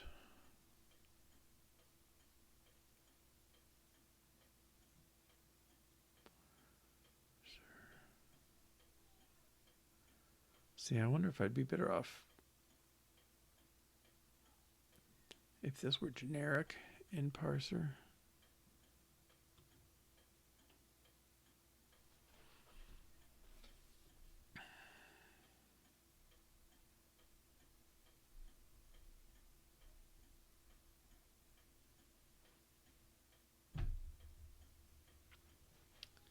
Okay. Tell you what, let's just take a few minute break. Just about a 3-minute break. We'll see what we can come back and figure out here. All right, welcome back. Could have waited 10 seconds for the clock. Okay. I think, well, like I said, this is where I got buried last time, and I think I'm still stuck. And this may be the whole sticking point that got that pipe 2 thing implemented. Any sequence of multiple things that needs to be tracked, it seems like it's gonna run into this. Now, I was hoping to do arrays, but I can't do an array of arrays. Well, let's put it this way. If I have an array that takes expressions, I'd like one that takes expressions and arrays of expressions and arrays of expressions and so on, and then I can flatten it. But the arrays have to have the same type, and this doesn't. This is an expression. This is an array of expressions. So I don't think the array path is going to be any good.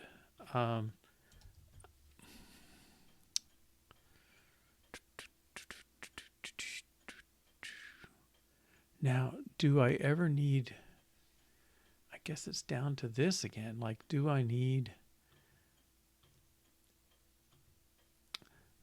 places? Like, do I have places where pipe 2 is not enough?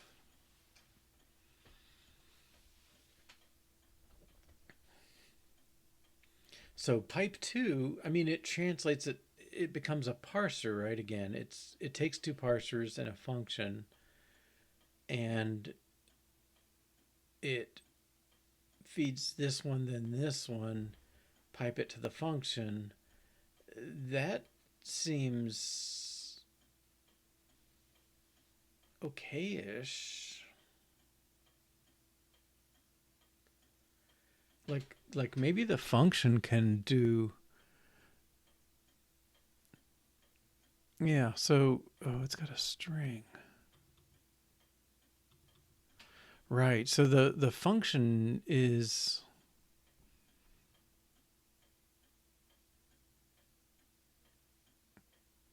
well, it's making use of the fact that it has those 2 different parsers with different types, and it's okay with that. I was thinking, what if we just feed functions took lists, ordered pairs of stuff? Would that work? And I don't know. Maybe it's time. Let me revert this. Okay.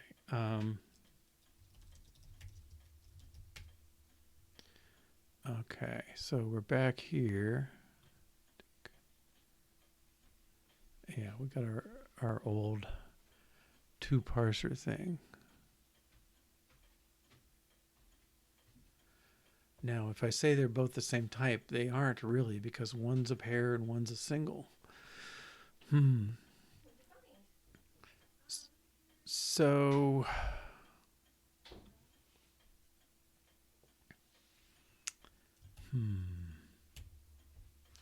let's try and create a real expression grammar. Maybe that's the thing to do. Can I change this?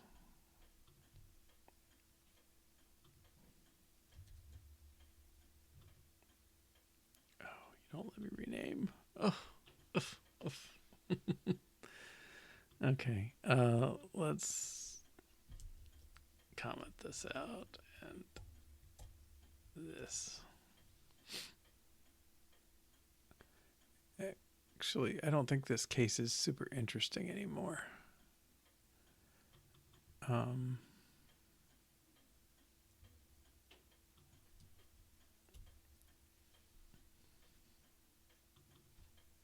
going to rename this to input. Watch everywhere break.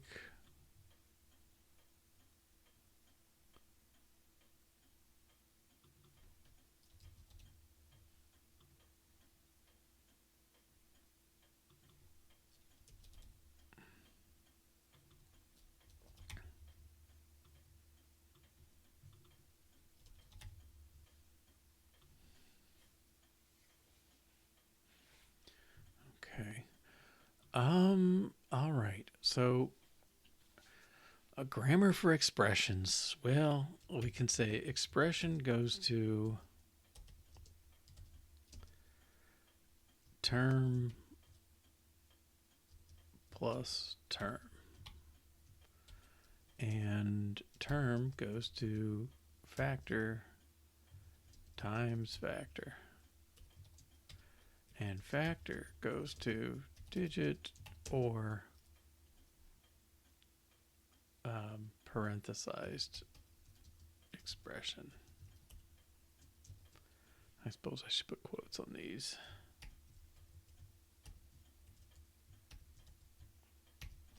Okay, so we have, well, we have the ability to do this, and we have the ability to do this, but not the ability to do many, and not the ability to do alternation. So let's add those capabilities. So I think or else is going to look a lot like it.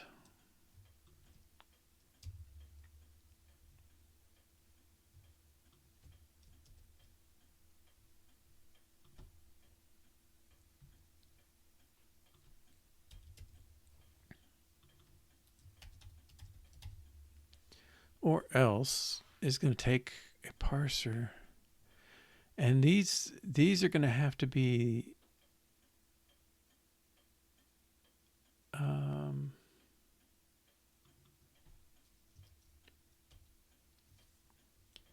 same, because I wouldn't know how to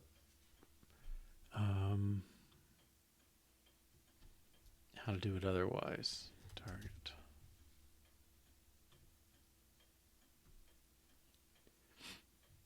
Okay.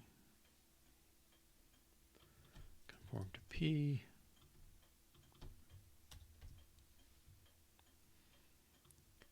P1 of P. P2 of P. Input. And the result is P dot target. Optional. Okay. And all right. So we're going to,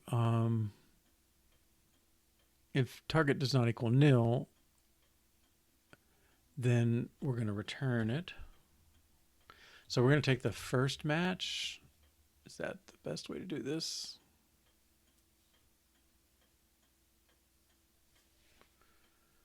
Okay, this is where my backtracking is going to mess me up.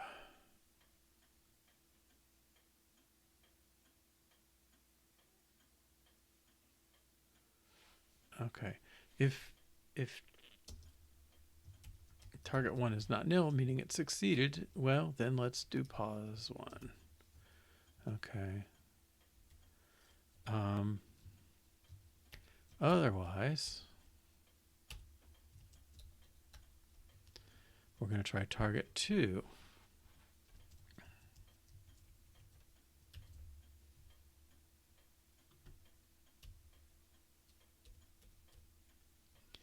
Okay, so target 1,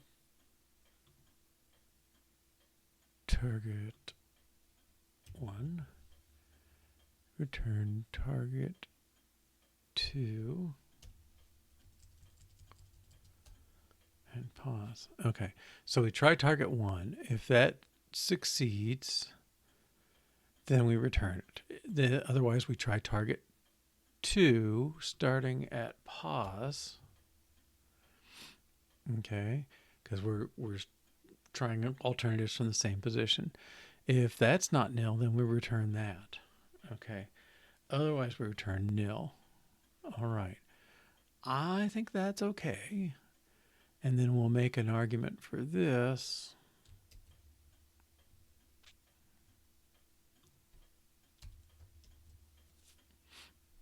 And then, again, I'm going to try and find what the video did. Oh, they did less than or greater. Okay.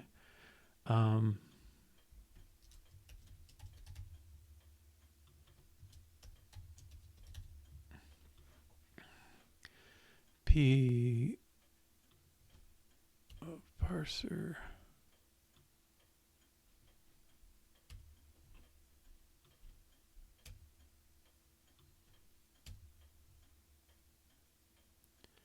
or else P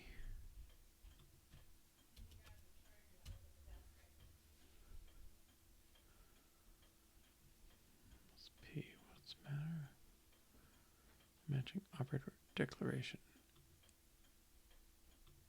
I need a precedence group. Okay. I'm going to make this addition precedence.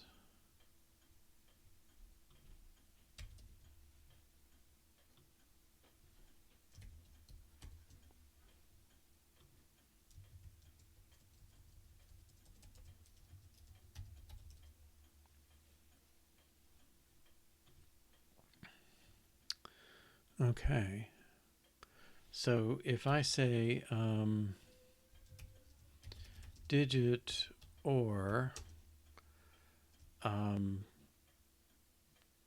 plus parse applied to ampersand at 0, it should fail. And if I say digit or plus dot parse of plus 0, it should succeed. Okay. Oh, array.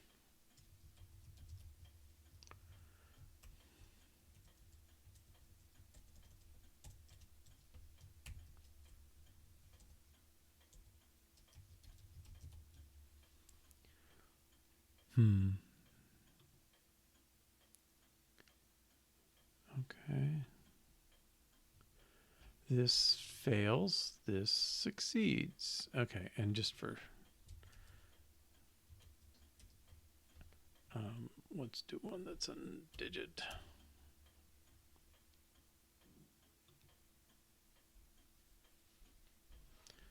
Good. This one succeeds with a 9. And that does that. Okay.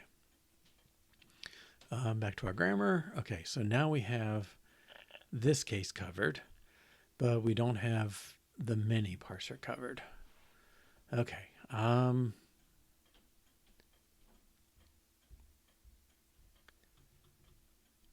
Well, again, it's kind of like this.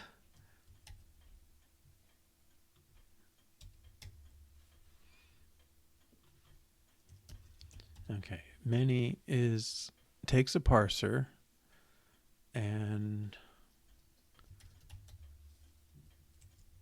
we just have the one. Whoops.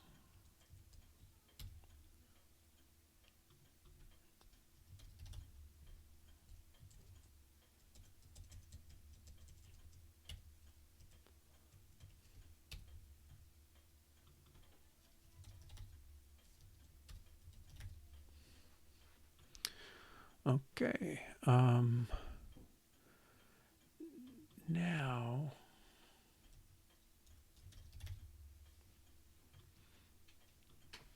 okay. So we're going to allow 0 or more matches.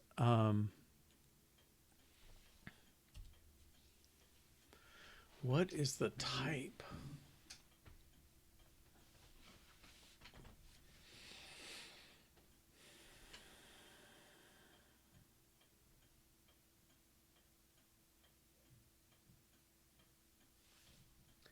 Well, I guess it's going to have to be an array of these.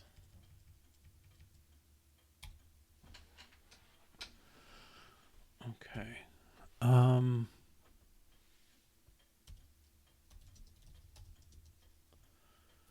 Result is an array of p.target. Starts empty.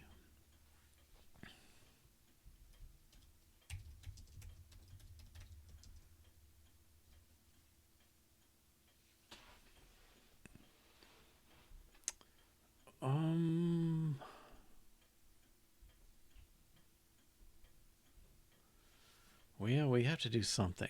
Okay, so we're going to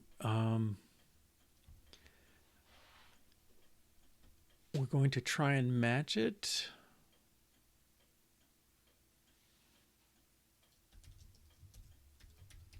Target new pause equal parser dot parse of input and pause for now.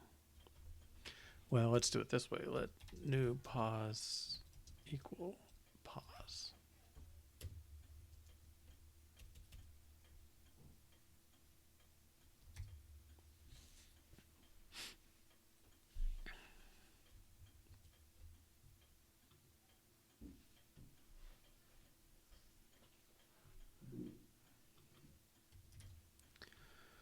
Okay, so we got our starting position. We've got our new position. Can I not do that?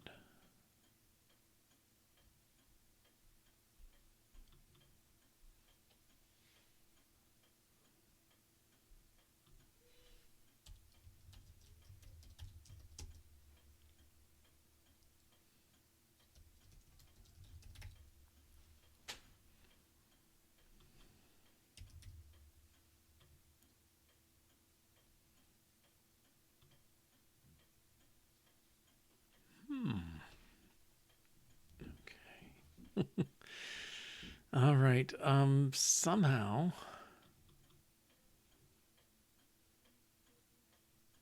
Let's take these two out. Okay. Let's say let. Actually, var might be more helpful. Var target new pause.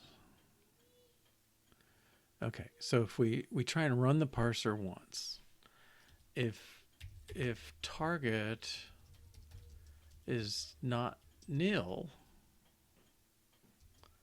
then something happens. And at the end, we're going to return result, comma, and then some sort of position.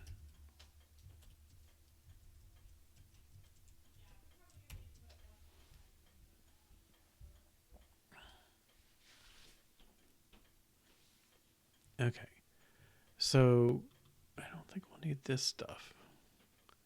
We'll keep it down there for a minute. Okay. So we create a result object that's going to hold the array of stuff. We run the parser once, and if it comes back, then that means it succeeded. Okay. If it fails, well, we just want to return the result we accumulated, which is empty, and return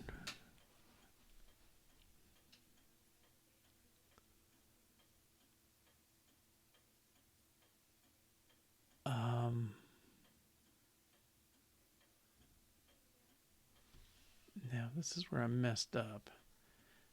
Okay, so I want to say if it succeeds, well, we certainly want to accumulate result, right? So target is of type p.target, so result.append target. Okay. And then somehow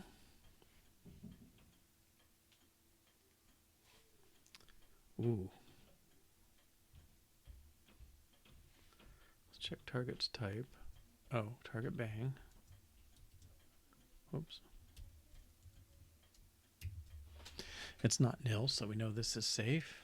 Okay, so target is p.target.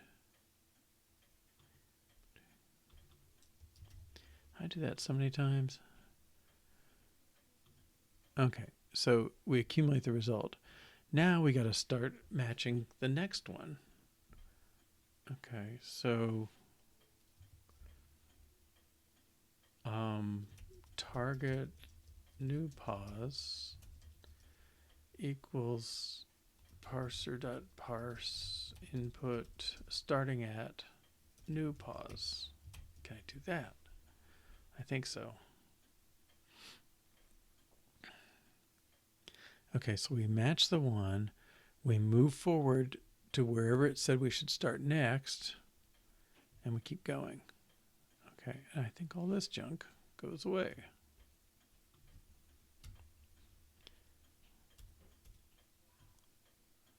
Unexpected comma separator. Okay. Whew. P does not conform to protocol parser. Oh, it does not.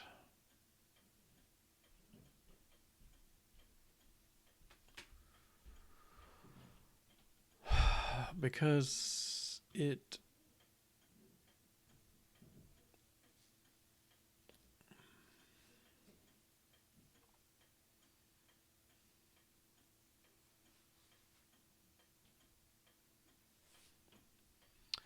all right, let's see what he did over here.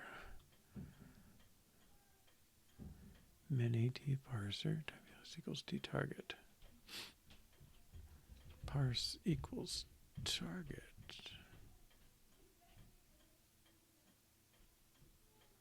Target equals array of t.target. Is that what we did? No.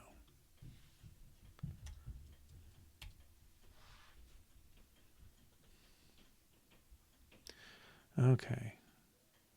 Target is our target, so our target is an array of the inner targets. Okay, so if I say many of range of a ... z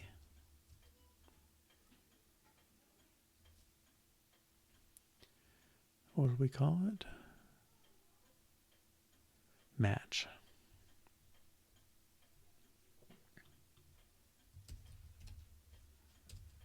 Many match a ... z parse of x, y, z, a at 0. And this has to be an array.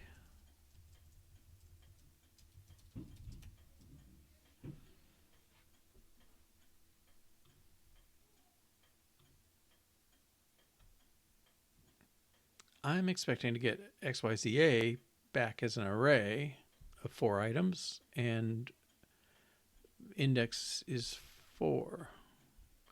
Oh, out of range.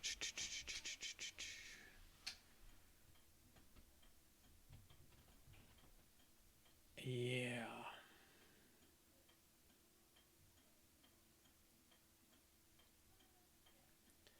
I think this is down to match.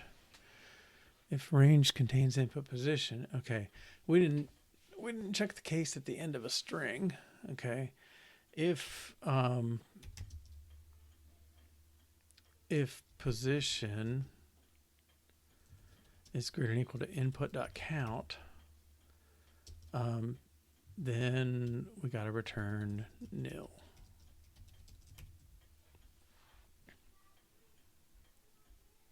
Crossed my little brain at one point, but I didn't test it or do it. Okay.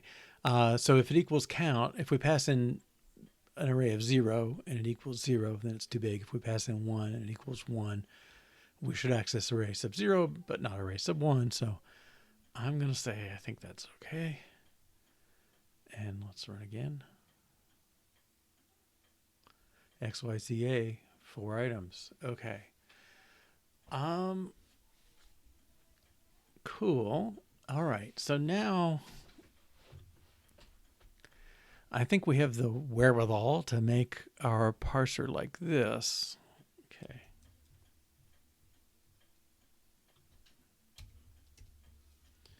Okay. So let E equal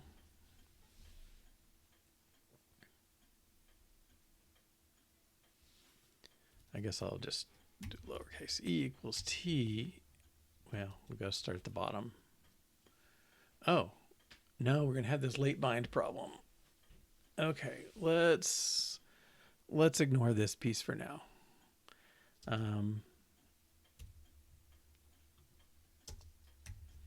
Let f equal digit. That's a parser.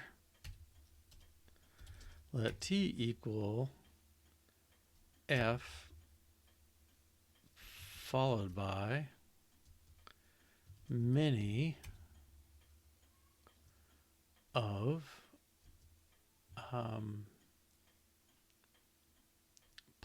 times followed by factor f. Okay, this array of that stuff. Yeah, this is going to be problematic, isn't it? E equals t followed by many plus followed by t.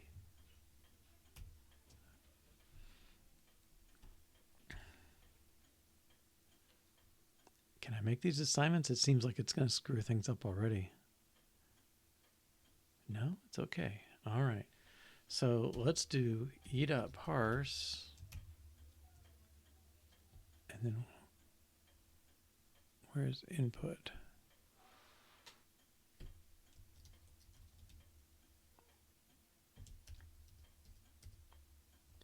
Input.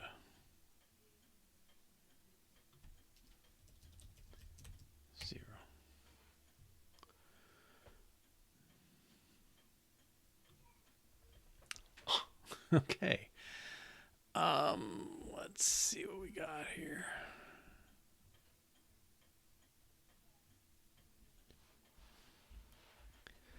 Okay, we've got a 1.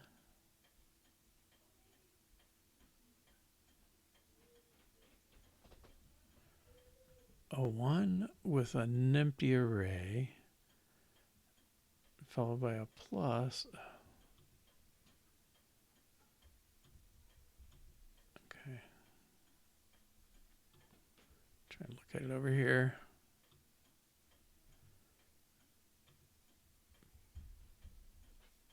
Okay, a 1 an empty array.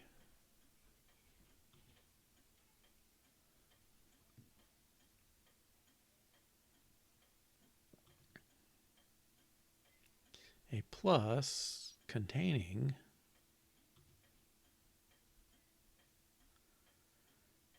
okay, it's got a plus and then some more stuff. A 2 and more stuff. Yeah, thank you so much. Let result equal. Well, actually, it's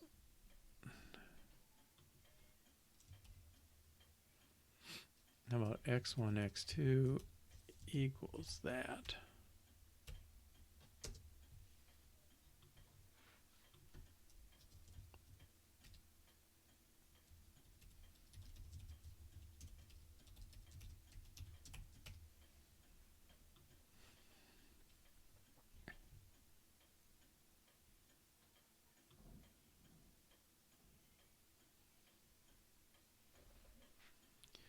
Okay, x2 is 5. Well, that's the position. Okay. Let y1, y2 equal x1.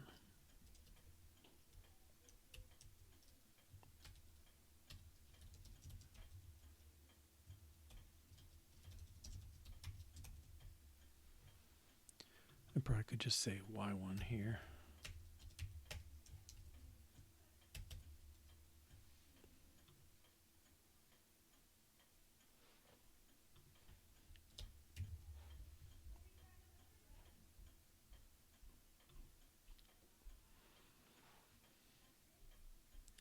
Okay, this is 0, that's the 1, that's the digit, and I'm not sure what this is a list of. Okay, but y2,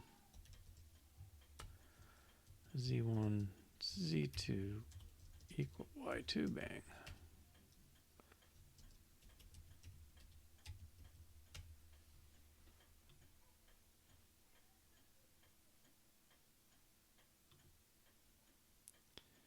Ambiguous.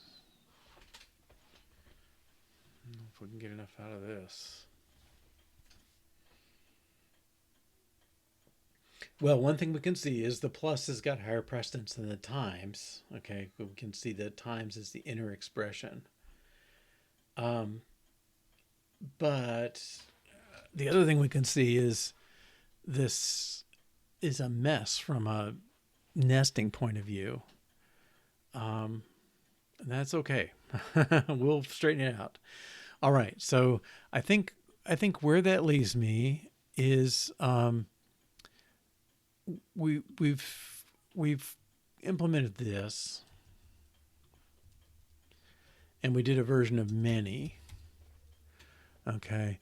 I still don't know what to do about that. I mean, our result is super nested. Okay.